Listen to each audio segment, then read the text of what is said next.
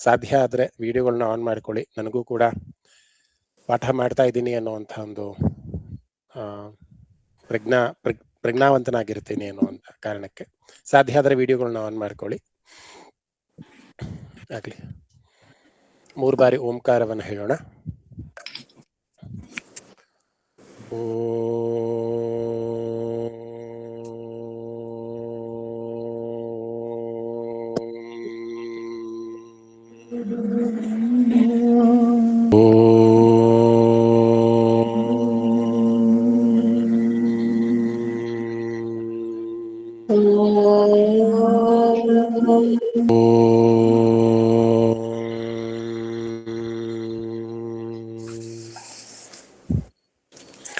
ಸದಾ ಬಾಲರೂಪಾಪಿ ವಿಘ್ನಾದ್ರಿಹಂತ್ರಿ ಮಹಾದಂತಿ ವಕ್ರಾಪಿ ಪಂಚಾಸ್ಯ ಮಾನ್ಯ ವಿಧೀಂದ್ರಾದಿಭೃಗ್ಯ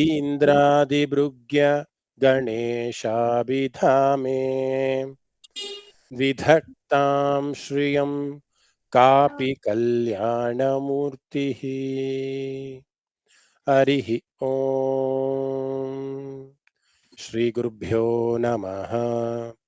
ಹರಿಃ ಓಂ.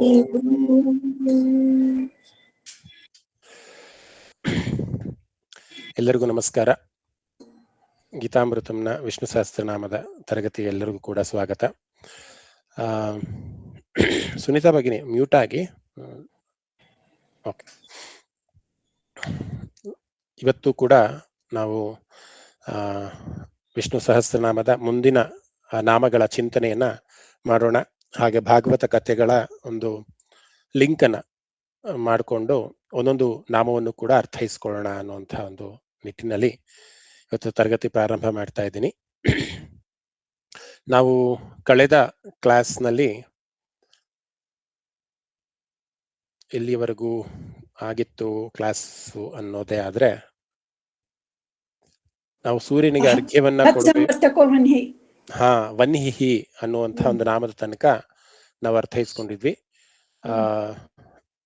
ಅಗ್ನಿಯ ರೂಪವಾಗಿ ಪರಮಾತ್ಮನಿಗೆ ಹವಿಸ್ಸನ್ನ ಕೊಡುವಂತಹ, ಯಜ್ಞದಲ್ಲಿ ಹವಿಸ್ಸನ್ನ ಕೊಡುವಂತಹವರು ಅಗ್ನಿಯ ರೂಪವಾಗಿ ಆ ಪರಮಾತ್ಮನಿಗೆ ಕೊಂಡು ಹೋಯ್ತಾನೆ ಅನ್ನುವಂಥ ಅರ್ಥವನ್ನ ನಾವು ಸೂರ್ಯನಿಗೆ ಅರ್ಘ್ಯವನ್ನ ಕೊಡೋ ಒಂದು ಕ್ರಿಯೆಯನ್ನು ಕೂಡ ಹೇಳಿಕೊಟ್ಟು ವನ್ಹಿಹಿ ಅನ್ನುವಂಥ ಒಂದು ನಾಮವನ್ನ ಅರ್ಥೈಸ್ಕೊಂಡಿದ್ವಿ. ಇನ್ನ ಇವತ್ತಿನ ನಾಮಗಳು ಈ ರೀತಿ ಇದೆ. ಅನಿಲಹ ಅನ್ನುವಂಥದ್ದು ವಿಷ್ಣುವಿನ ಇನ್ನೊಂದು ನಾಮ. ಇಲ್ಲಿ ಅನಿಲಹ ಅಂತ ಅಂದ್ರೆ 2-3 ಅರ್ಥಗಳನ್ನ ಕೊಡುವಂತ ಒಂದು ನಾಮ ಇದಾಗಿದೆ. ಅನಿಲಹ ಅಂದ್ರೆ ಚಲಿಸುವವನು ಅಥವಾ ಸ್ಥಿರವಾಗಿ ವಾಸವಿಲ್ಲದವನು, ಸದಾ ಚಲನೆಯಲ್ಲಿರುವವನು, ಯಾವಾಗಲೂ ಚಲಿಸುತ್ತಾನೆ ಇರ್ತಾನೆ, ಸ್ಥಿರವಾದ ನಿವಾಸ ಇಲ್ಲದವನು. ನಿಲಹ ಅಂದ್ರೆ ಅವನಿಗೆ ಒಂದು ಸ್ಥಿರವಾದ ಒಂದು ಸ್ಥಾನ ಅಥವಾ ಒಂದು ಜಾಗ ಅಂತ ಇಲ್ಲ, ಸದಾ ಚಲಿಸ್ತಾನೆ ಇರ್ತಾನೆ. ಆ ಒಂದು ಸ್ಥಿರವಾಗಿ ಇಲ್ಲದೆ ಇರುವಂತಹ, ಯಾವಾಗಲೂ ಚಲನೆಯಲ್ಲಿ ಇರುವಂತಹ ಒಂದು ಕ್ರಿಯೆಯನ್ನ ಪರಮಾತ್ಮ ಮಾಡ್ತಾನೆ, ಯಾವಾಗಲೂ ಚಲಿಸ್ತಾನೆ ಇರ್ತಾನೆ, ಸ್ಥಿರವಲ್ಲದವನು ಅನ್ನುವಂತಹ ಅರ್ಥ ಒಂದಾದ್ರೆ, ಇನ್ನೊಂದು ಉಸಿರನ್ನ ಕೊಡುವವನು. ಅನಿಲಹ ಅಂತ ಅಂದ್ರೆ ಸಾಮಾನ್ಯವಾಗಿ ನಾವು ಫ್ಯೂಯಲ್ ಅಂತಾನೂ ಕೂಡ ಕರಿತೀವಿ. ಅನಿಲಹ, ಗಾಡಿಗೆ ಇಂಧನ ಅಂತ ನಾವೇನ್ ಹೇಳ್ತೀವಲ್ಲ, ಅದು ಅನಿಲಹ ಅಂತ ಅಂದ್ರೆ ಜೀವಕ್ಕೆ ಉಸಿರನ್ನ ಕೊಡುವಂತಹ ಪರಮಾತ್ಮ. ಪ್ರತಿಯೊಬ್ರು ಕೂಡ ಇವತ್ತು ನಾವು ಉಸಿರು ಇಲ್ಲದೆ ಹೋದ್ರೆ ಅದು ಜಡತ್ವಕ್ಕೆ ಸಮಾನವಾಗುತ್ತೆ. ಏನು ಕ್ರಿಯೆ ಆಗ್ಲಿ ಚಲನೆ ಆಗ್ಲಿ ಇರೋದಿಲ್ಲ. ಆ ಒಂದು ಚಲನೆಯನ್ನ ಹರಿ ಓಂ ಮಹೋದಯ ನಮಸ್ತೆ. ಆ ಒಂದು ಚಲನೆಯನ್ನ ಸದಾ ಜಾಗೃತವಾಗಿ ಇರಿಸ್ಕೊಳ್ಳುವಂತಹ ಒಂದು ಕ್ರಿಯೆಯನ್ನ ಪರಮಾತ್ಮ ಮಾಡ್ತಿದ್ದಾನೆ ಅನ್ನುವಂತಹ ಅರ್ಥವನ್ನ ಕೊಡುವಂಥದ್ದು ಅನಿಲಹ. ಜೀವದ ಉಸಿರನ್ನ ಕೊಡುವವನು, ಸದಾ ಚಲನೆಯಲ್ಲಿ ಇರುವವನು, ಮತ್ತೆ ಬೇರೆ ವಸ್ತುವನ್ನ ಅಂದ್ರೆ ಜೀವಾತ್ಮನನ್ನ ಚಲನೆಯಲ್ಲಿ ಇರುವ ಹಾಗೆ ಮಾಡುವಂತಹ ಶಕ್ತಿ ಪರಮಾತ್ಮನಲ್ಲಿದೆ ಅನ್ನುವಂತಹ ಅರ್ಥವನ್ನ ಕೊಡುವಂಥದ್ದು ಅನಿಲಹ ಅನ್ನುವಂಥ ನಾಮ. ಒಂದು ಕಥೆಯ ಮುಖಾಂತರ ಈ ಒಂದು ನಾಮವನ್ನ ನಾವು ಅರ್ಥೈಸ್ಕೊಂತೀವಿ ಅಂದ್ರೆ, ಕೃಷ್ಣ ಮತ್ತೆ ರಾಧೆಯ ಒಂದು ಕಥೆಯನ್ನ ಇವತ್ತು ನಾನು ನಿಮಗೋಸ್ಕರ ತಂದಿದ್ದೀನಿ. ಸಾಮಾನ್ಯವಾಗಿ ಈ ಕತೆ ನಾವು ಕೇಳಿರೋದಿಲ್ಲ. ಅಪರೂಪದ ಕಥೆಗಳನ್ನ ಆಯ್ದು ನಿಮಗೆ ಕೊಡುವಂತಹ ಒಂದು ಪ್ರಯತ್ನವೇ ಗೀತಾಮೃತಂನ ವಿಷ್ಣು ಸಹಸ್ರನಾಮದ ಒಂದು ಮೋಟಿವ್ ಅಂತಾನೆ ಹೇಳ್ಬೋದು. ನಿಮ್ಗೆಲ್ಲರೂ ಕೂಡ ಗೊತ್ತಿರೋ ಹಾಗೆ ಕೃಷ್ಣ ಕೊಳಲನ್ನ ಸದಾ ಊದ್ತಾನೆ, ಅಂದ್ರೆ ಕೊಳಲಿನ ಒಂದು ನಾದವನ್ನ ಮಾಡಿ ಎಲ್ಲರನ್ನೂ ಕೂಡ ರಂಜಿಸ್ತಾನೆ, ಗೋಪಿಕೆಯರನ್ನು ಕೂಡ ರಂಜಿಸ್ತಾನೆ. ಗೋಪಾಲನಾಗಿ ಗೋವುಗಳನ್ನು ಕೂಡ ತನ್ನ ಕೊಳಲಿನ ನಾದದಿಂದ ತನ್ನ ಸುತ್ತಲೂ ಇರೋ ಹಾಗೆ ಮಾಡ್ತಾನೆ. ಅಂತಹ ಒಂದು ಶಕ್ತಿ ಆ ಕೊಳಲಿಗಿದೆ. ಸಾಮಾನ್ಯವಾಗಿ ನಾವು ಅನ್ಕೊಂಡಿರ್ತೀವಿ ಕೊಳಲನ್ನ ಬಿದಿರಿನಿಂದ ಮಾಡ್ತಾರೆ ಅಂತ. ಸಾಮಾನ್ಯ ಎಲ್ಲ ಲೌಕಿಕವಾಗಿ ಕೊಳಲನ್ನ ಬಿದಿರಿಂದ ಮಾಡ್ತಾರೆ. ಆದ್ರೆ ಕೃಷ್ಣನ ಕೊರಳನ್ನ ಬಿದಿರಿನಿಂದ ಮಾಡಿದ್ದಲ್ಲ.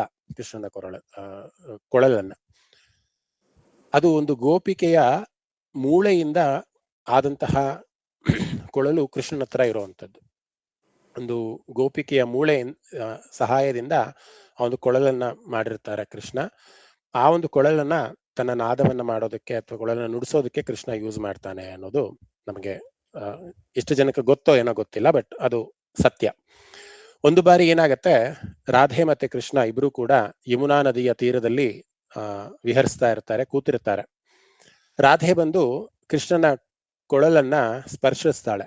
ಆ ಸ್ಪರ್ಶಿಸಿದ ತಕ್ಷಣ ಏನಾಗತ್ತೆ, ಆ ಕೊಳಲಿನಿಂದ ಏನೋ ಒಂದು ಉಸಿರಿನ ಒಂದು ಭಾವ, ಯಾರಾದ್ರೂ ಉಸಿರು ಬಿಟ್ಟಾಗ ಒಂದು ಆ ಗಾಳಿಯ ಒಂದು ಸ್ಪರ್ಶ ಆಗತ್ತಲ್ಲ, ಆ ರೀತಿಯ ಒಂದು ಸ್ಪರ್ಶ ರಾಧೆಗೆ ಫೀಲ್ ಆಗತ್ತಂತೆ. ಆಗ ರಾಧೆ ಕೃಷ್ಣನ ಪ್ರಶ್ನೆ ಮಾಡ್ತಾಳೆ, ಈ ಒಂದು ಕೊಳಲು, ನಿನ್ನ ಹತ್ರ ಇರುವಂತಹ ಕೊಳಲು ಯಾವುದೋ ಒಂದು ಉಸಿರು ಇನ್ನೂ ಆ ಒಂದು ಅದರಲ್ಲಿ ಇದೆ ಅನ್ನುವಂತಹ ಒಂದು ಭಾಸ ಆಗ್ತಾ ಇದೆ ನನಗೆ, ಯಾಕೆ ಈ ರೀತಿ ಅನಿಸ್ತಾ ಇದೆ ನನಗೆ ಅಂತ ರಾಧೆ ಪ್ರಶ್ನೆ ಮಾಡ್ತಾಳೆ ಕೃಷ್ಣನ್ನ.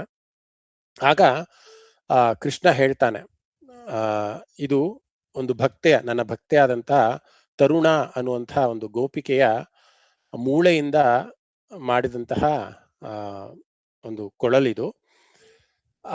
ಆ ಒಂದು ಗೋಪಿಕೆ ನನ್ನನ್ನ ಎಷ್ಟು ಇಷ್ಟಪಡ್ತಾ ಇದ್ಲು ಅಂತ ಅಂದ್ರೆ, ಅವಳು ಸಾಯುವಂತಹ ಒಂದು ಕಾಲದಲ್ಲಿ, ಅಂದ್ರೆ ತಾನು ದೇಹತ್ಯಾಗವನ್ನ ಮಾಡುವಂತಹ ಒಂದು ಸಮಯದಲ್ಲಿ ನನ್ನನ್ನ ಭಕ್ತಿಪೂರ್ವಕವಾಗಿ ಸ್ಮರಿಸಿದ್ಲು. ಏನಂತ ಸ್ಮರಿಸಿದ್ಲು ಅಂತ ಅಂದ್ರೆ, ಸದಾ ನಾನು ನಿನ್ನ ಧ್ಯಾನದಲ್ಲೇ ಇರ್ತೀನಿ, ನಿನ್ನನ್ನೇ ನೆನೆಸ್ಕೊಂತಾ ಇರ್ತೀನಿ, ನಿನ್ನ ಒಂದು ಭಾವದಲ್ಲೇ ನಾನು ತಲ್ಲೀನನಾಗಿರ್ತೀನಿ, ನಾನು ಸಾಯುವವರೆಗೂ ಕೂಡ, ಅಂದ್ರೆ ನನ್ನ ಸತ್ತ ಮೇಲೂ ಕೂಡ ನಾನು ನಿನ್ನ ಜೊತೆ ಇರಬೇಕು ಅನ್ನೋದು ನನಗೊಂದು ಆಸೆ ಆಗಿದೆ, ಆ ಒಂದು ವರವನ್ನ ಕೊಡು ಅಂತ ಗೋಪಿಕೆ ಆದಂತಹ ತರುಣ ಅನ್ನುವಂತಹ ಒಂದು ಗೋಪಿಕೆ ಕೃಷ್ಣನ್ನ ಕೇಳ್ಕೊಂಡಿರ್ತಾಳೆ. ಅದನ್ನ ಕೊನೆಯ ಆಸೆ ಇದೆ, ದಯವಿಟ್ಟು ಆ ಒಂದು ಆಸೆಯನ್ನ ನೀನು ನೆರವೇರಿಸು ಅಂತ.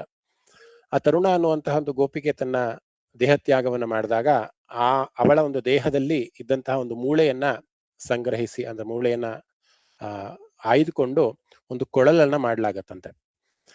ಆ ಕೊಳಲನ್ನ ಕೃಷ್ಣ ತನ್ನ ಒಂದು ಕೊಳಲಾಗಿ ಉಪಯೋಗಿಸ್ತಾ ಗಾನವನ್ನ ನುಡಿಸ್ತಾ ಇದ್ದ ಅಂತ. ಯಾಕೆ ಅಂತ ಅಂದ್ರೆ, ಅವಳ ಅಂದ್ರೆ ತರುಣನ ಒಂದು ಆಸೆ ಏನಾಗಿತ್ತು ಅಂದ್ರೆ, ಪ್ರತಿ ಸತಿಯೂ ಕೂಡ ನಾನು ಕೃಷ್ಣನ ಜೊತೆಲೇ ಇದ್ದೀನಿ, ಕೃಷ್ಣ ಸದಾ ನನ್ನ ನೆನೆಸ್ತಾ ಇರ್ತಾನೆ ಅನ್ನುವಂತ ಭಾವವನ್ನ ಆ ಗೋಪಿಕೆ ಕೃಷ್ಣನಿಗೆ ಕೊಡ್ಬೇಕಾಗಿತ್ತಂತೆ. ಆದ್ರಿಂದ ಸದಾ ನಾನು ನಿನ್ನ ಜೊತೆನೇ ಇರಬೇಕು ಅಂತ ಒಂದು ಅಪೇಕ್ಷೆಯನ್ನು ಪಟ್ಟಾಗ, ನಾವು ಸಾಮಾನ್ಯವಾಗಿ ಕೃಷ್ಣನ ಒಂದು ಫೋಟೋ ನೋಡಿದಾಗ ಅದನ್ನ ಕೊಳಲಿನ ಒಂದು ಸಮೇತವೇ ನೋಡಿರ್ತೀವಿ. ಸದಾ ತನ್ನ ಕಂಠದಲ್ಲಿ ಆ ಒಂದು ಕೊಳಲನ್ನ ಇಟ್ಕೊಂಡಿರ್ತಾನೆ ಕೃಷ್ಣ.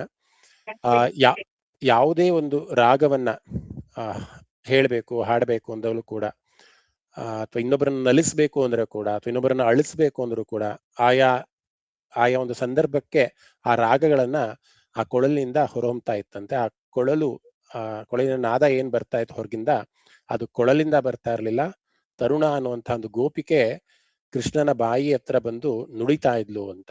ಸೊ ಯಾವಾಗ ಜನರಿಗೆ ಅಥವಾ ಗೋವುಗಳಿಗೆ ಅಥವಾ ಗೋಪಿಕೆಯರಿಗೆ ನಲಿಬೇಕು, ಖುಷಿ ಪಡಬೇಕು, ಆನಂದದಿಂದ ಇರಬೇಕು ಅಂತ ಯಾವಾಗೆಲ್ಲ ಅನಿಸ್ತಾ ಇತ್ತೋ, ಆಗೆಲ್ಲವೂ ಕೂಡ ತರುಣ ಅನ್ನುವಂತಹ ಒಂದು ಗೋಪಿಕೆ ಕೊಳಲಾಗಿ ಬಂದು ಕೃಷ್ಣನ ಬಾಯಿಂದ ಆ ಒಂದು ರಾಗವನ್ನ, ಆ ಒಂದು ಭಾವವನ್ನ ಹೊರಹೊಮ್ಮಿಸ್ತಾ ಇದ್ಲು ಅಂತ.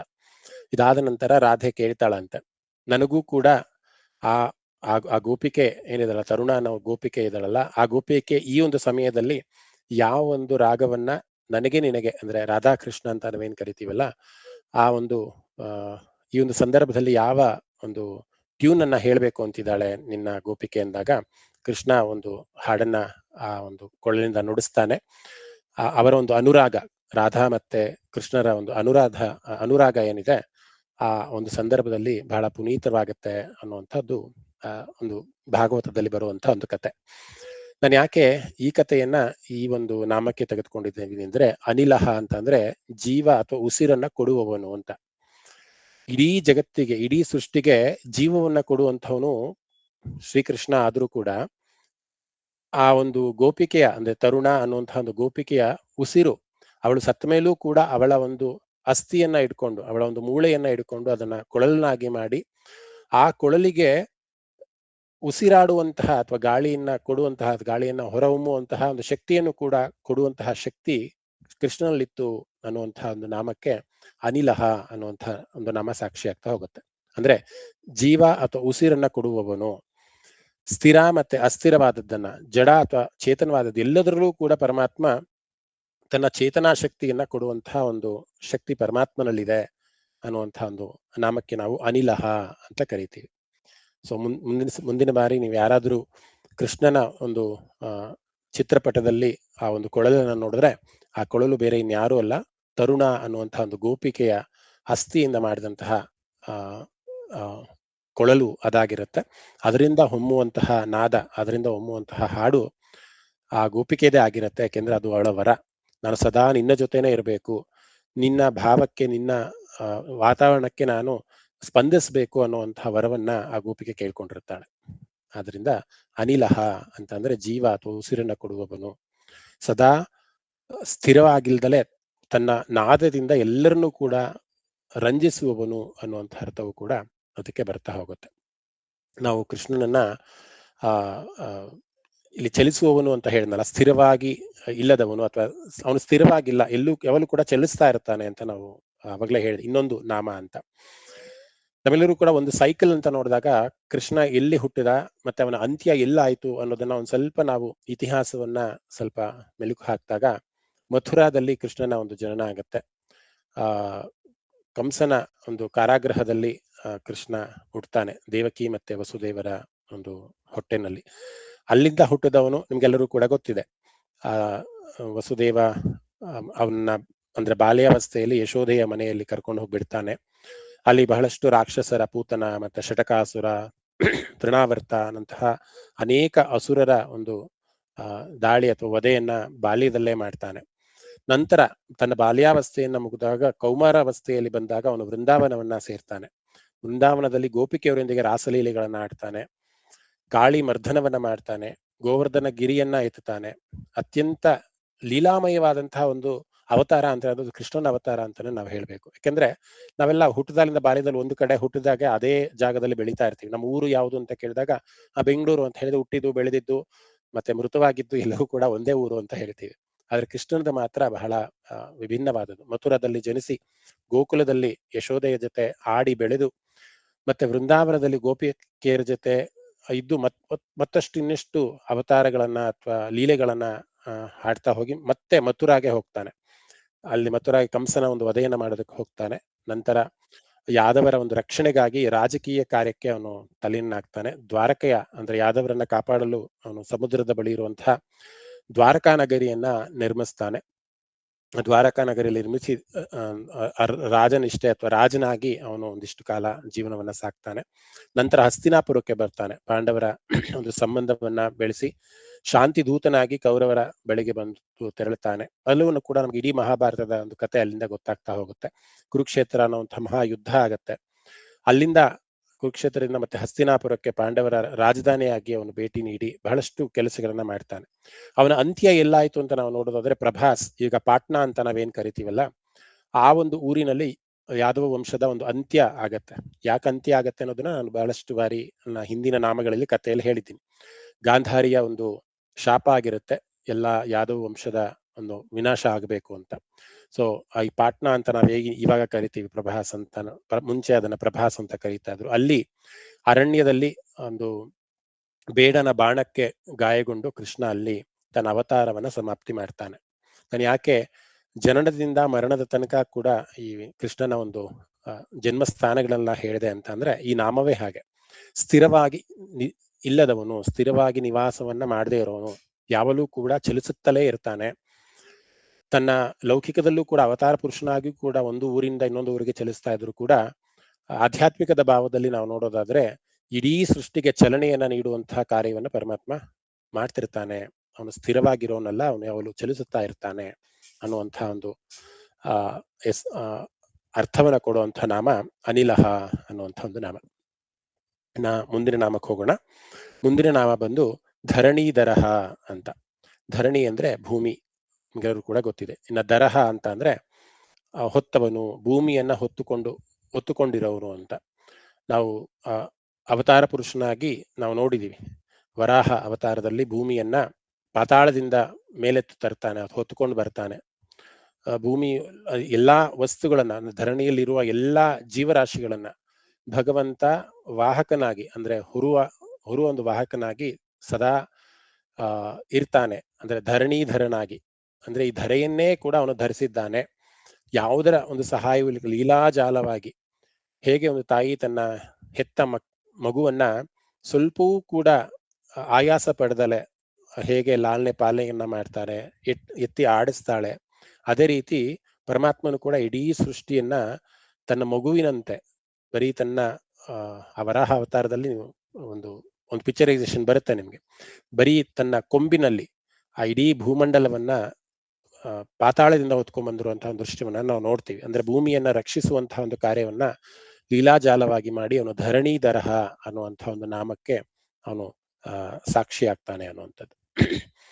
ಈ ಒಂದು ನಾಮವನ್ನ ಒಂದು ಕಥೆಯ ಮುಖಾಂತರ ನಾವು ಅದನ್ನ ಅರ್ಥೈಸ್ಕೊಂತೀವಿ.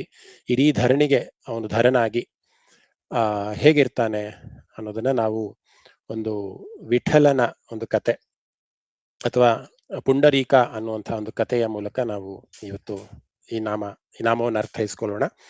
ಬಹಳ ರೋಚಕವಾದಂತಹ ಕತೆ, ಆದಷ್ಟು ಭಾವಪೂರ್ವಕವಾಗಿ ಈ ಕತೆ ಇದೆ. ಎಲ್ಲೂ ಕೂಡ ಅಲಿಗಾಡದಲ್ಲೇ ಈ ಕಥೆಯನ್ನ ಆಲಿಸಿ, ಬಹಳ ಚೆನ್ನಾಗಿದೆ ಕತೆ. ಜಾನುದೇವ ಮತ್ತೆ ಸತ್ಯವತಿ ಅನ್ನುವಂಥ ಇಬ್ಬರು ದಂಪತಿಗಳಿರ್ತಾರೆ. ಆ ಇಬ್ಬರು ದಂಪತಿಗಳು ಬಹಳ ದೈವನಿಷ್ಠರು, ದೈವದ ಮೇಲೆ ಬಹಳ ಒಂದು ಪ್ರೀತಿಯನ್ನ ಇಟ್ಕೊಂಡು ತಮ್ಮ ಜೀವನವನ್ನ ಮಾಡ್ತಾ ಇರ್ತಾರೆ. ಅವರಿಗೆ ಪುಂಡರೀಕ ಅನ್ನುವಂಥ ಒಬ್ಬ ಮಗನ ಒಂದು ಜನನ ಆಗತ್ತೆ. ಪುಂಡರೀಕ ಅಂದ್ರೆ ಕಮಲ ಅಂತ, ಕಮಲದ ಹೂವಿಗೆ ನಾವು ಪುಂಡರೀಕ ಅಂತ ಹೆಸರಿಡ್ತಾರೆ ಸಾಮಾನ್ಯವಾಗಿ. ಸೊ ಪುಂಡರೀಕ ಅಂದ್ರೆ ಕಮಲ ಅಂತ. ಅವನು ಕೂಡ ಅಂದ್ರೆ ಬಹಳ ನಿಷ್ಠಾವಂತನಾಗಿ ಧರ್ಮಯುತವಾಗಿ ಜೀವನವನ್ನ ಮಾಡ್ತಿರ್ತಾನೆ. ಆದ್ರೆ ಈ ಪುಂಡರೀಕ ಅನ್ನುವಂತಹ ಮಗ ಏನ್ ಹುಟ್ಟಿರ್ತಾನೆ, ಅವನು ಬಹಳ ಪುಂಡನಾಗೇ ಇರ್ತಾನೆ. ಪುಂಡನಾಗಿ ಅಂತ ಅಂದ್ರೆ ನಮ್ಮ ಧರ್ಮವನ್ನ ಅಥವಾ ನಮ್ಮ ಸಂಸ್ಕೃತಿಯನ್ನ ಅಲ್ಲಗೆಳೆಯುವಂತಹ ಅಥವಾ ಅಧರ್ಮೀಯ ಕೆಲಸಗಳನ್ನ ಮಾಡ್ಕೊಂತ ಬೆಳೀತಾ ಬರ್ತಾನೆ.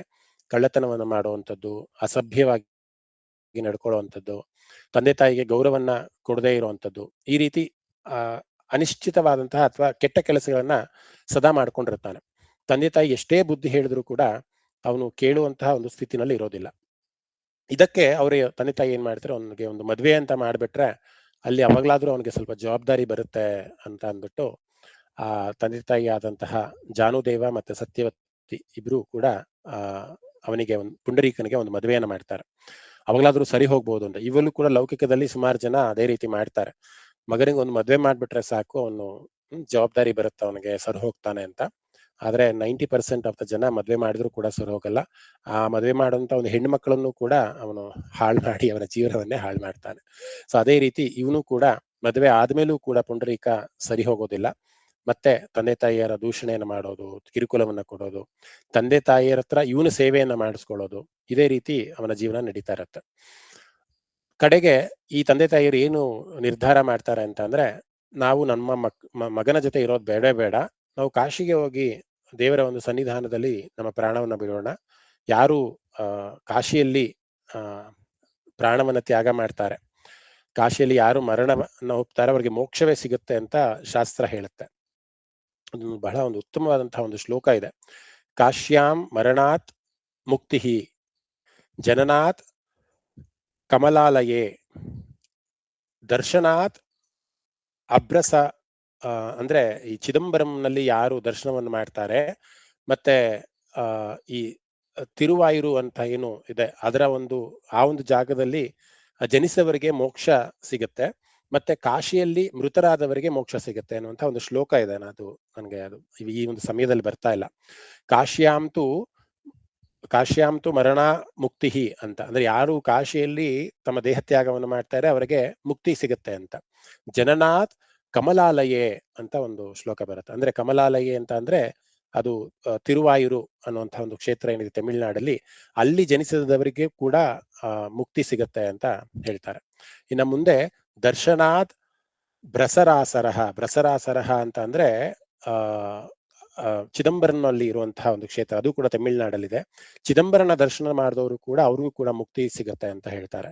ಇನ್ನ ಅರುಣಾಚಲದಲ್ಲಿ ಯಾರು ಸ್ಮರಣೆ ಮಾಡ್ತಾರೆ ಅವ್ರಿಗೆ ಕೂಡ ಮೋಕ್ಷ ಸಿಗತ್ತೆ ಅಂತ.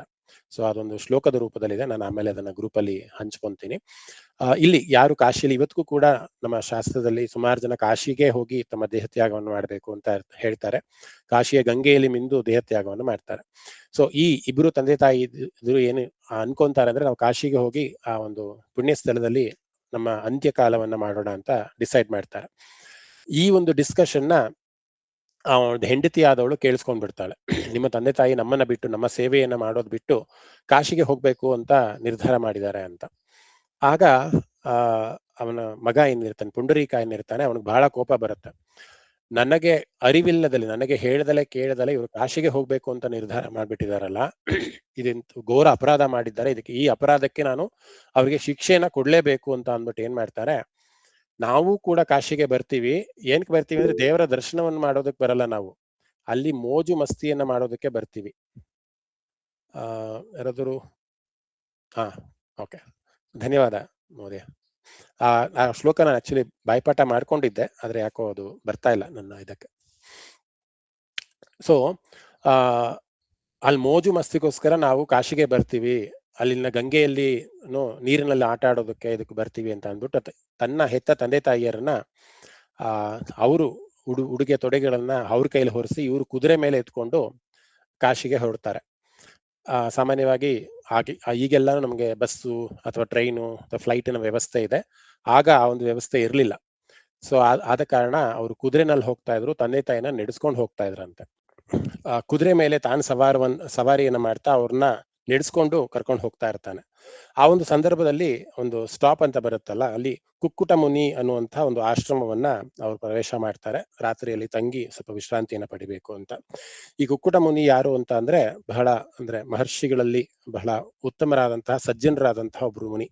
ಅವರು ತಮ್ಮ ತಂದೆ ತಾಯಿಯರನ್ನ ಬಹಳಷ್ಟು ಸೇವೆಯನ್ನ ಮಾಡಿ ಒಂದು ಆಶ್ರಮವನ್ನು ನಿರ್ಮಿಸ್ತಾ ಇರ್ತಾರೆ. ಅದಕ್ಕೋಸ್ಕರ ಕುಕ್ಕುಟ ಮುನಿ ಅನ್ನುವಂತಹ ಒಂದು ಆಶ್ರಮ ಬಹಳ ಒಂದು ಪವಿತ್ರವಾದಂತಹ ಜಾಗ ಅಂತ. ಅಲ್ಲಿ 3 ಜನ ಸ್ತ್ರೀಯರು ಬಂದು ರಾತ್ರಿ ಈ ಒಂದು ಪುಂಡರೀಕನ ತಂದೆ ತಾಯಿಯನ್ನ ಸೇವೆಯನ್ನ ಮಾಡ್ತಿರ್ತಾರೆ. ಮಧ್ಯರಾತ್ರಿ ಈ ಪುಂಡರೀಕನಿಗೆ ಎಚ್ಚರ ಆಗತ್ತೆ, ಏನೋ ಸದ್ದ ಆಗ್ತಿದ್ಯಲ್ಲ, ಏನೋ ಶಬ್ದ ಆಗ್ತಿದ್ಯಲ್ಲ ಅಂತ ಅಂದ್ಬಿಟ್ಟು ಆಚೆ ಬಂದು ನೋಡ್ತಾನೆ. 3 ಜನ ಸ್ತ್ರೀಯರು ತನ್ನ ತಂದೆ ತಾಯಿಗೆ ಸೇವೆಯನ್ನ ಮಾಡ್ತಿದ್ದಾರೆ. ಇವನಿಗೆ ಒಂಥರ ಅನ್ಸುತ್ತೆ, ನನ್ನ ತಂದೆ ತಾಯಿಗೆ ಇವ್ರು ಯಾರು ಸೇವೆ ಮಾಡೋದಕ್ಕೆ, ಯಾರು ಇವರು ಅಂತ ಬಂದು ವಿಚಾರಿಸ್ತಾನೆ, ಯಾರು ನೀವು ಯಾಕೆ ನನ್ನ ತಂದೆ ತಾಯಿಯರ ಒಂದು ಸೇವೆಯನ್ನ ಮಾಡ್ತಿದ್ದೀರಾ ಅಂತ. ಅದಕ್ಕೆ ಅವ್ರು ಹೇಳ್ತಾರೆ, ಅಂದ್ರೆ ಅವರ ರೂಪವು ಕೂಡ ನೋಡ್ಲಿಕ್ಕೆ ಬಹಳ ವಿಕಾರವಾಗಿರುತ್ತಂತೆ, ಬಹಳ ಕೊಳಕಾಗಿರ್ತಾರೆ ನೋಡೋದಕ್ಕೆ. ಅವ್ರ 3 ಜನರು ಕೂಡ ಬಹಳ, ತಮ್ಮ ವಸ್ತ್ರ ಎಲ್ಲವೂ ಕೂಡ ಬಹಳ ಅಸ್ತವ್ಯಸ್ತವಾಗಿ ಇರ್ತಾರೆ. ಅವ್ರು ಕೇಳ್ತಾರೆ, ನೀ ನೋಡೋದಕ್ಕೆ ಇಷ್ಟು ಗಲೀಜಾಗಿದ್ಯಾ, ನೀನ್ ಯಾಕೆ ಬಂದು ನಮ್ಮ ತಂದೆ ತಾಯಿ ಸೇವೆ ಮಾಡ್ತಿದ್ಯಾ ಅಂತ. ಆಗ ಅವ್ರು ಹೇಳ್ತಾರೆ, ಅಂದ್ರೆ ನಾವು ಬೇರೆ ಇನ್ಯಾರು ಅಲ್ವಾ, ನಾವು ಯಾರು 3 ಜನ ಅಂತಂದ್ರೆ ಗಂಗಾ, ಯಮುನಾ ಮತ್ತೆ ಸರಸ್ವತಿ ಅನ್ನುವಂತಹ 3 ಜನ ನದಿಗಳ ರೂಪದಲ್ಲಿ ಇರುವಂತವ್ರು. ನಾವು ಇಲ್ಲಿ ಪ್ರತಿದಿನ ಬಂದು ನಾವು ಈ ಕುಕ್ಕುಟ ಮುನಿ ಆಶ್ರಮದಲ್ಲಿ ಬಂದು, ಈ ಆಶ್ರಮದಲ್ಲಿ ಯಾರ್ಯಾರು ತಂಗಿರ್ತಾರೋ ಅವರ ಒಂದು ಸೇವೆಯನ್ನ ಮಾಡಿ ಹೋಗ್ತೀವಿ. ಯಾಕೆ ಮಾಡಿ ಹೋಗ್ತೀವಿ ಅಂತ ಅಂದ್ರೆ, ಆ ಸೇವೆಯನ್ನ ಮಾಡೋದ್ರಿಂದ ನಮಗೆ ಏನು ಪಾಪ ಅಂಟ್ಕೊಂಡಿರತ್ತಲ್ಲ, ಸಾಮಾನ್ಯವಾಗಿ ನಾವು ಪಾಪವನ್ನ ಕಳ್ಕೊಳ್ಳೋದಕ್ಕೆ ಗಂಗಾ ನದಿಯಲ್ಲಿ ಹೋಗಿ ಸ್ನಾನ ಮಾಡ್ತೀವಿ. ಅಂದ್ರೆ ಗಂಗೆ ಆ ಪಾಪವನ್ನ ಸ್ವೀಕಾರ ಮಾಡ್ತಾಳೆ ಅಂತ. ಗಂಗೆ ಆ ಪಾಪವನ್ನ ಸ್ವೀಕಾರ ಮಾಡಿದಂತಹ ಗಂಗೆ ಇಲ್ಲಿ ಬಂದು ಕುಕ್ಕುಟ ಮುನಿಯರ ಒಂದು ಆಶ್ರಮಕ್ಕೆ ಬಂದು ಇಲ್ಲಿ ತಂಗಿದಂತಹ ವೃದ್ಧರ ಒಂದು ಸೇವೆಯನ್ನ ಮಾಡಿ ಆ ಎಲ್ಲಾ ಒಂದು ಕೊಳಕನ್ನ ನಿವಾರಿಸ್ಕೊಂಡು ಹೋಗುವಂತ ಒಂದು ಕ್ರಿಯೆ ನಡೆಯುತ್ತಿಲ್ಲಿ ಅಂತ ಆ ಒಂದು 3 ಜನ ಸ್ತ್ರೀಯರು ಕೂಡ ಹೇಳ್ತಾರಂತೆ. ಆ ಒಂದು ಸಂದರ್ಭದಲ್ಲಿ ಇವನಿಗೆ, ಯಾರಿಗೆ, ಪುಂಡರೀಕನಿಗೆ ಒಂದು ಐ ಓಪನರ್ ಅಂತ ಆಗತ್ತೆ. ಅಂತಹ 3 ಪವಿತ್ರ ತೀರ್ಥ ಅಂತ ನಾವೇನ್ ಹೇಳ್ತೀವಿ, ಗಂಗೆ, ಯಮುನೆ ಮತ್ತೆ ಸರಸ್ವತಿ ಪವಿತ್ರ ನದಿಗಳು ಅಂತ ಕೂಡ ಇವತ್ತು ಕೂಡ ನಾವು ಪ್ರಸಿದ್ಧವಾಗಿರುವಂತಹ ನದಿಗಳು. ಅಂತಹ ನದಿಗಳೇ ಬಂದು ಇಲ್ಲಿ ನೆಲೆಸುವಂತಹ ವೃದ್ಧರಿಗೆ ಸೇವೆಯನ್ನ ಮಾಡುವಂತಹ ರೂಪದಲ್ಲಿ ಪಾಪಗಳು ಕಳಿಯತ್ತೆ ಅಂತ ಅಂದ್ರೆ, ನನಗೆ ತಂದೆ ತಾಯಿ ಅನ್ನುವಂತಹ ಒಂದು ಭಾಗ್ಯ ಸಿಕ್ಕಿದೆ. ನಾನು ನನ್ನ ತಂದೆ ತಾಯಿಯರ ಒಂದು ಸೇವೆಯನ್ನ ಮಾಡಿದಾಗ ನನಗೂ ಕೂಡ ನಾನು ಮಾಡುವಂತಹ ಎಲ್ಲಾ ಪಾಪಗಳು ಕೂಡ ನಾಶ ಆಗತ್ತಲ್ವಾ ಅಂತ ಅವತ್ತಿನ ದಿನ ಅವನು ನಿರ್ಧಾರವನ್ನು ಮಾಡ್ತಾನೆ. ನನ್ನ ತಂದೆ ತಾಯಿರನ್ನ ನಾನು ಚೆನ್ನಾಗಿ ನೋಡ್ಕೊಬೇಕು, ಅವರ ಸೇವೆಯನ್ನ ಮಾಡಬೇಕು ಅಂತ ನಿರ್ಧಾರವನ್ನು ಮಾಡ್ತಾನೆ. ಅವತ್ತಿಂದ ಅವನು ಕುದುರೆಯ ಮೇಲೆ ಅವರನ್ನ ಕೂರಿಸ್ಕೊಂಡು ತಾನು ಆ ಗಲೀಜಾದಂತಹ ಬಟ್ಟೆಗಳನ್ನ ಹಾಕೊಂಡು ಕಾಶಿಗೆ ಹೋಗಿ ಕಾಶಿ ದರ್ಶನವನ್ನು ಮಾಡಿಕೊಂಡು ಅವತ್ತಿನಿಂದ ತನ್ನ ತಂದೆ ತಾಯಿಗಳ ಸೇವೆಯನ್ನ ಬಹಳ ನಿಷ್ಠೆಯಿಂದ ಮಾಡ್ತಾ ಹೋಗ್ತಾನೆ. ಕ್ಷಮಿಸಿ.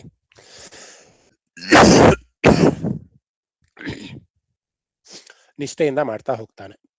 ಇಷ್ಟರ ಮಟ್ಟಿಗೆ ನಿಷ್ಠೆಯಿಂದ ಮಾಡ್ತಾ ಹೋಗ್ತಾನೆ ಅಂತಂದ್ರೆ ಪ್ರತಿದಿನ ಅವರು ಬೆಳಿಗ್ಗೆ ಎದ್ದಾಲಿಂದ ಅವರ ಸ್ನಾನ ಪಾನ, ಅವರ ಸೇವೆ, ಅವರ ಒಂದು ಆರೋಗ್ಯ ಎಲ್ಲವನ್ನು ಕೂಡ ಚಾಚೂ ತಪ್ಪದೆ ನಿರ್ವಹಿಸ್ತಾ ಹೋಗ್ತಾನೆ. ಎಷ್ಟರ ಮಟ್ಟಿಗೆ ಅವನು ನಿರ್ವಹಿಸ್ತಾ ಹೋಗ್ತಾನೆ ಅಂತಂದ್ರೆ ವಿಷ್ಣುವಿಗೆ ಅವನು ಮಾಡ್ತಿದ್ದಂತಹ ಸೇವೆಯನ್ನ ನೋಡಿ ಬಹಳ ಪ್ರೀತನಾಗ್ತಾನಂತೆ. ಇವತ್ತಿಗೂ ಕೂಡ ಅಲೌಕಿಕದಲ್ಲೂ ಕೂಡ ಯಾರು ತಂದೆ ತಾಯಿಯರ ಸೇವೆಯನ್ನ ಮಾಡ್ತಾರೆ, ಯಾರು ತಂದೆ ತಾಯಿಗೆ ಬಹಳ ಅಭಿಮಾನ ಪೂರ್ವಕವಾಗಿ ಭಕ್ತಿ ಭಾವದಿಂದ ನೋಡ್ಕೊಂತಾರೆ, ಅವ್ರಿಗೂ ಕೂಡ ಈ ಕುಕ್ಕುಟ ಮುನಿಯ ಬಗ್ಗೆ ನಾನು ಹೇಳಲಿಲ್ಲ ನಿಮ್ಗೆ. ಕುಕ್ಕುಟ ಮುನಿಗಳು ತಮ್ಮ ತಂದೆ ತಾಯಿಯರ ಒಂದು ಸೇವೆಯನ್ನ ಮಾಡಿ ಇರೋದ್ರಿಂದಾನೇ ಅವ್ರಿಗೆ ಗಂಗೆ ಯಮುನೆ ಸರಸ್ವತಿಯರು ಬಂದು ಆ ಒಂದು ಆಶ್ರಮದಲ್ಲಿ ಪಾಪಗಳ ಯಾಕೆ ನಾಶ ಆಗ್ತಿತ್ತು ಅಂದ್ರೆ ಕುಕ್ಕುಟ ಮುನಿಗಳ ಒಂದು ಪ್ರಭಾವವೂ ಕೂಡ ಅದರಲ್ಲಿ ಇದೆ ಅಂತ. ಯಾಕೆಂದ್ರೆ ಕುಕ್ಕುಟ ಮುನಿಗಳು ಅವರ ತಂದೆ ತಾಯಿಯ ಸೇವೆಯನ್ನ ಅಷ್ಟರ ಮಟ್ಟಿಗೆ ಮಾಡ್ತಾ ಇದ್ರಂತೆ. ಆದ್ರಿಂದ ಆ ಜಾಗಕ್ಕೆ ಬಂದು ಯಾರೇ ಒಂದು ಸೇವೆಯನ್ನ ಮಾಡಿದ್ರು ಕೂಡ ಅಲ್ಲಿ ಎಲ್ಲಾ ಪಾಪಗಳು ನಾಶ ಆಗ್ತಿತ್ತು ಅನ್ನುವಂಥದ್ದು. ಸೊ ಅದಕ್ಕೋಸ್ಕರ ಇವನು ಕೂಡ ಆ ತಂದೆ ತಾಯಿಯರ ಸೇವೆಯನ್ನ ಮಾಡೋದಕ್ಕೆ ಶುರು ಮಾಡ್ತಾನೆ. ಒಂದು ದಿನ ಸಾಕ್ಷಾತ್ ವಿಷ್ಣು ಬರ್ತಾನೆ. ನಾನು ಈ ಒಂದು ಭಕ್ತನನ್ನ ನೋಡ್ಬೇಕು ನಾನು ಅನ್ನುವಂತ ಬಹಳ ಭಕ್ತಿಪೂರ್ವಕವಾಗಿ ಆ ಒಂದು ಬಾಗಿಲ ಮುಂದೆ ಬಂದು ನಿಂತ್ಕೊಂತಾನೆ. ಅದು ಅವಾಗ ಮಳೆಗಾಲ, ಮಳೆ ಸುರಿತಾ ಇರತ್ತೆ. ಕೃಷ್ಣ ಬಂದು ಆ ಒಂದು ಬಾಗಿಲಲ್ಲಿ ನಿಂತ್ಕೊಂತಾನೆ. ಬಂದು ಪುಂಡರೀಕ ಅಂತ ಕರೀತಾನೆ ಆ ಒಂದು ಭಕ್ತರನ್ನ. ಪುಂಡರೀಕ ಮೊದಲ ಒಂದು ಪ್ರಿಫರೆನ್ಸ್ ಬಂದು ಅವರ ತಂದೆ ತಾಯಿ ಸೇವೆ ಮಾಡೋದಷ್ಟೇ ಅವನ ಪ್ರಿಫರೆನ್ಸ್. ಯಾರೇ ಬರಲಿ, ನಾನು ಕೃಷ್ಣ ಬಂದಿದ್ದೀನಿ ಅಂತ ಹೇಳಿದ್ರು ಕೂಡ ನಾನು ನನ್ನ ತಂದೆ ತಾಯಿ ಸೇವೆಯನ್ನ ಮಾಡ್ತಿದ್ದೀನಿ, ನೀನು ಒಂದ್ ಸ್ವಲ್ಪ ಅಲ್ಲೇ ಇರು ಅಂತ ಒಂದು ಕಮಾಂಡ್ ಅನ್ನ ಕೊಡ್ತಾನಂತೆ. ಸಾಮಾನ್ಯವಾಗಿ ನಾವು ದೇವರನ್ನ ನೋಡೋದಕ್ಕೆ ಹೋಗ್ತೀವಿ, ಭಕ್ತರು ಯಾವಾಗ ದೇವರನ್ನ ನೋಡ್ತೀವಿ. ಧ್ರುವ ನಾವು ನೋಡಿದಾಗ ಧ್ರುವ ಬಂದಲ್ಲಿ ಕೂತ್ಕೊಂಡು ಧ್ಯಾನ ಮಾಡ್ತಾನೆ, ಕರೀತಾನೆ. ಬಹಳಷ್ಟು ಧ್ಯಾನವನ್ನ ಮಾಡಿ ಕೃಷ್ಣ ಪ್ರತ್ಯಕ್ಷನಾಗಿ ಧ್ರುವನಿಗೆ ವರವನ್ನ ಕೊಡ್ತಾನೆ. ಅಥವಾ ಗಜೇಂದ್ರ ನಾರಾಯಣ ಅಂತ ಕೂಗಿದ ತಕ್ಷಣ ತನ್ನ ಒಂದು ಗರುಡ ವಾಹನಾಗಿ ಬಂದು ಓಡ್ ಬಂದು ದರ್ಶನವನ್ನ ಕೊಡ್ತಾನೆ. ಇದೆಲ್ಲ ನಾವು ಸಾಮಾನ್ಯವಾಗಿ ನಮ್ಮ ಪುರಾಣದಲ್ಲಿ ನೋಡಿರ್ತೀವಿ. ಆದ್ರೆ ಕೃಷ್ಣನೇ ಬಂದು ಬಾಗಿಲ ಹತ್ರ ನಿಂತ್ಕೊಂಡು ಪುಂಡರೀಕ ಅಂತ ಕರೆಯುವಂತಹ ಒಂದು ಅವಸ್ಥೆಯನ್ನ ಅಥವಾ ಸ್ಥಿತಿಯನ್ನ ನಾವು ಬಹಳ ಅಪರೂಪದ ಒಂದು ಇದು ಅಂತಾನೆ ಹೇಳ್ಬೇಕು. ಅಂದ್ರೆ ಭಕ್ತಿಗೆ ಪರಮಾತ್ಮ ಎಷ್ಟರ ಮಟ್ಟಿಗೆ ಒಲಿತಾನೆ ಅಂತ. ಸೊ ಬಂದು ಪುಂಡರೀಕ ಅಂತ ಕರೆದ್ರು ಕೂಡ ಅವನ್ ಏನ್ ಹೇಳ್ತಾರೆ ಅಂತ ಅಂದ್ರೆ, ಇಲ್ಲ ನಿನ್ ಕಾಯಿ ಅಂತ. ಸಾಮಾನ್ಯವಾಗಿ ಇವಾಗ ಲೌಕಿಕದಲ್ಲಿ ಯಾರೊಬ್ರು MLA ಬಂದ್ರು ಅಥವಾ ಒಂದು ಫಿಲ್ಮ್ ಸ್ಟಾರ್ ಯಾರಾದ್ರು ಬಂದ್ರು, ಸುಮ್ಮನೆ ರೋಡಲ್ಲಿ ನಮ್ಮ ಬೀದಿನಲ್ಲಿ ನಿಮ್ ಏರಿಯಾದಲ್ಲಿ ಪಾಸ್ ಆಗ್ತಿದ್ದಾರೆ ಅಂದ್ರೆ ಸಾಕು, ನಾವು ಓಡೋಗಿ ಫೋಟೋ ತೆಗೆಸ್ಕೊಬೇಕು, ಅವ್ರು ಮಾತಾಡಿಸ್ಬೇಕು, ಅವ್ರು ಶೇಕ್ ಹ್ಯಾಂಡ್ ಮಾಡ್ಬೇಕು ಅಂತ ಎಲ್ಲ ನಾವು ಇಷ್ಟಪಡ್ತೀವಿ. ಆದ್ರೆ ಇಲ್ಲಿ ದೇವರೇ ಬಂದು ಅಖಿಲಾಂಡ ಕೋಟಿ ಬ್ರಹ್ಮಾಂಡ ನಾಯಕನಾದಂತಹ ಪರಮಾತ್ಮನೇ ಬಂದು ಅಲ್ಲಿ ಅದು ಮಳೆ ಸುರಿತಾ ಇದೆಯಂತೆ ಆ ಒಂದು ಸಮಯದ ಮಳೆಯಲ್ಲಿ ಬಂದು ನಿಂತ್ಕೊಂಡಿದ್ದಾನೆ ಆಚೆ, ನಾನು ಹೊರಗಡೆ ಬರಲ್ಲ, ನೋಡ್ಬೇಕು ನಾನು ಅಂತ. ಅದಕ್ಕೆ ಇವನು ಹೇಳ್ತಾನೆ, ಇಲ್ಲ ನನ್ನ ತಂದೆ ತಾಯಿಯ ಸೇವೆ ಮಾಡ್ತಾ ಇದ್ದೀನಿ, ಒಂದು ತೊಡೆಯ ಮೇಲೆ ನನ್ನ ತಂದೆ ತಾಯಿ ಮಲಗಿದ್ದಾಳೆ, ಇನ್ನೊಂದು ತೊಡೆಯ ಮೇಲೆ ನನ್ನ ತಂದೆ ಮಲಗಿದ್ದಾರೆ, ನಾನು ಅವರ ಸೇವೆಯಲ್ಲಿ ಮಗ್ನನಾಗಿದ್ದೀನಿ ಅಂತ ಅಂದ್ಬಿಟ್ಟು ಒಂದು ಇಟ್ಟಿಗೆ ಇತ್ತಂತೆ ಪಕ್ಕ. ಆ ಇಟ್ಟಿಗೆಯನ್ನ ಸರಿಸ್ತಾನೆ ಬಾಗ್ಲು ಹೊಸಲ ಹತ್ರ, ತೆಳ್ತಾನಂತ ಆ ಇಟ್ಟಿಗೆನ. ಇಲ್ಲಿ ವಿಟ್ ಅಂತ ಅಂದ್ರೆ ಮರಾಠಿನಲ್ಲಿ ವಿಟ್ ಅಂದ್ರೆ ಇಟ್ಟಿಗೆ ಅಂತ ಅರ್ಥ. ಇನ್ನ ಲಾ ಅಂತ ಅಂದ್ರೆ ಇಟ್ಟಿಗೆ ಮೇಲೆ ನಿಂತ್ಕೊಂಡು, ಅದಕ್ಕೋಸ್ಕರ ವಿಠಲ ಅಂತ ಕರೆಯುವಂಥದ್ದು. ಇಲ್ಲಿ ಯಾರು ಮರಾಠಿ ಎಷ್ಟು ಜನಕ್ಕೆ ಬರುತ್ತೆ ಗೊತ್ತಿಲ್ಲ. ವಿಟ್ ಅಂತ ಅಂದ್ರೆ ಇಟ್ಟಿಗೆ ಅನ್ನುವಂತ ಒಂದು ಅರ್ಥ ಬರುತ್ತೆ. ಆ ಇಟ್ಟಿಗೆಯನ್ನ ಪುಂಡರೀಕ ತಳ್ಳಿದಾಗ ಆ ಇಟ್ಟಿಗೆಯ ಮೇಲೆ ನಿಂತ್ಕೊಂಡು ತನ್ನ ಎರಡೂ ಕೈಗಳನ್ನ ಸೊಂಟದ ಮೇಲೆ ಹೇಗೆ ನಿಂತ್ಕೊಂಡು ಕಾಯ್ತಾನೆ, ಆ ಪುಂಡರೀಕ ತನ್ನ ತಂದೆ ತಾಯಿಗಳ ಸೇವೆಯನ್ನ ಮುಗಿಸ್ಕೊಂಡು ಬರ್ಲಿ ಅಂತ. ಆಗ ನಿಂತಹ ವಿಠಲ ಇವತ್ತು ಕೂಡ ಪಂಡರಾಪುರದಲ್ಲಿ ಅದೇ ಒಂದು ಸ್ಥಿತಿಯಲ್ಲಿ ಎರಡು ಕೈಗಳನ್ನ ಸೊಂಟದ ಮೇಲೆ ಇಟ್ಕೊಂಡು ಆ ಇಟ್ಟಿಗೆಯ ಮೇಲೆ ಅವನು ದರ್ಶನವನ್ನ ಇವತ್ತಿಗೂ ಕೂಡ ಎಲ್ಲರಿಗೂ ಕೂಡ ಕೊಡ್ತಾನೆ. ಸೊ ಇಲ್ಲಿ ವಿಠಲನ ಆ ಒಂದು ಮೂರ್ತಿ ಅಥವಾ ವಿಠಲನ ಒಂದು ಇದು ಹೇಗೆ ಸ್ಥಾಪನೆ ಆಯ್ತು ಅನ್ನುವಂಥ ಕತೆ ಈ ಪುಂಡರೀಕ ಅನ್ನೋ ಕತೆ. ನಂತರ ಅವನು ಬರ್ತಾನೆ, ತಂದೆ ತಾಯಿ ಸೇವೆಯನ್ನು ಮಾಡಿ ವಿಠಲನ ದರ್ಶನ ಮಾಡ್ತಾನೆ, ಮತ್ತೆ ಅವನಿಗೆ ಮುಕ್ತಿ ಸಿಗುತ್ತೆ ಅನ್ನೋದು ನಮ್ಮ ಕಥೆ ಎಲ್ಲ ಮುಂದುವರಿದ ಭಾಗ. ಈ ಇಟ್ಟಿಗೆ ವಿಚಾರವನ್ನು ಹೇಳ್ತಾ ಇದ್ದೆ ನಾನು. ಈ ಇಟ್ಟಿಗೆಯೂ ಕೂಡ ಒಂದು ಕತೆ ಇದೆ. ಏನು ಅಂತ ಅಂದ್ರೆ, ಪೂರ್ವದಲ್ಲಿ ಇಂದ್ರ ವೃತಾಸುರ ಅನ್ನುವಂಥ ಒಬ್ಬ ರಾಕ್ಷಸನನ್ನ ಕೊಲೆ ಮಾಡಿರ್ತಾನೆ. ಈ ಒಂದು ವಿಷ್ಣು ಸಹಸ್ರನಾಮದಲ್ಲೇ ನಾನು ವೃತಾಸುರನ ಒಂದು ಕಥೆಯನ್ನ ಹೇಳಿದ್ದೀನಿ. ಯಾವ ನಾಮಕ್ಕೆ ಹೇಳಿದ್ದೀನಿ ಗೊತ್ತಿಲ್ಲ. ಆ ಒಂದು ವೃತಾಸುರ ಅನ್ನುವಂತಹ ರಾಕ್ಷಸನನ್ನ ಇಂದ್ರ ಸಾಯಿಸಿರ್ತಾನೆ. ಅದಕ್ಕೋಸ್ಕರ ಆ ವೃತಾಸುರ ಶಾಪವನ್ನ ಕೊಟ್ಟಿರ್ತಾನೆ, ನೀನು ಇಟ್ಟಿಗೆ ಆಗಿರು ಒಂದಿಷ್ಟು ದಿನಗಳ ಕಾಲ ಅಂತ. ಯಾವಾಗ ಕೃಷ್ಣನ ಒಂದು ಸ್ಪರ್ಶ ಆ ಇಟ್ಟಿಗೆಗೆ ಆಯ್ತು, ಆಗ ಆ ಇಟ್ಟಿಗೆಯಲ್ಲಿ ಇದ್ದಂತಹ ರೂಪ ಇಂದ್ರನಾಗಿ ಮತ್ತೆ ಕನ್ವರ್ಟ್ ಆಗಿ ಅವನು ಸ್ವರ್ಗಕ್ಕೆ ಹೋಗ್ತಾನೆ ಅಥವಾ ಸ್ವರ್ಗಾಧಿಪತಿ ಆಗ್ತಾನೆ ಅನ್ನೋದು ಪುರಾಣದಲ್ಲಿ ಇರುವಂತಹ ಕತೆ. ಸೊ ಆದ್ರಿಂದ ಅಲ್ಲಿ ಆ ಇಂದ್ರನ ಒಂದು ಶಾಪ ವಿಮೋಚನೆಯೂ ಕೂಡ ಆಗ್ಬೇಕಿತ್ತು, ಪಂಡ್ರಾಪುರದಲ್ಲಿ ವಿಠ್ಠಲನ ಒಂದು ಮೂರ್ತಿಯೂ ಕೂಡ ಆಗ್ಬೇಕಿತ್ತು ಅನ್ನುವಂತಹ ಒಂದು ಎರಡೂ ಕ್ರಿಯೆಯನ್ನು ಮಾಡೋದಕ್ಕೆ ಕೃಷ್ಣ ಅಲ್ಲಿಗೆ ಬಂದಿರ್ತಾನೆ. ಸೊ ಆದ್ರಿಂದ ಈ ಪುಂಡರೀಕ ಅಂತ ನಾವೇನು ಇವತ್ತು ಕೂಡ ಪುಂಡರೀಕ ವಿಠಲ ಅಂತಾನೆ ನಾವು ಹೇಳ್ತೀವಿ. ಸೊ ಇಲ್ಲಿ ಧರಣೀಧರಃ ಅನ್ನುವಂಥ ನಾಮವನ್ನ ಸ್ವೀಕಾರ ಮಾಡಿಕೊಂಡು ಈ ಒಂದು ಕಥೆಯನ್ನ ನಾನು ಯಾಕೆ ಹೇಳಿದೆ ಅಂತಾನೆ, ಈ ಧರಣಾಗಿ ಅಥವಾ ಧರಣಿಗೆ ಅಧಿಕಾರಿಯಾಗಿ ಅಧಿಪತಿಯಾಗಿ ಪರಮಾತ್ಮ ಎಲ್ಲೆಲ್ಲೂ ಕೂಡ ನೆಲೆಸಿರ್ತಾನೆ ಅಂತ. ಒಂದು ಇಟ್ಟಿಗೆಯ ಮೇಲೆ ಬರೀ ಇಟ್ಟಿಗೆನ ತಳ್ಳಿ ಅಲ್ಲಿ ನಿಂತ್ಕೋ ಅಂತ ಹೇಳಿದಾಗ ಆ ಭಕ್ತಿ ಎಷ್ಟಿದೆ ನೋಡಿ.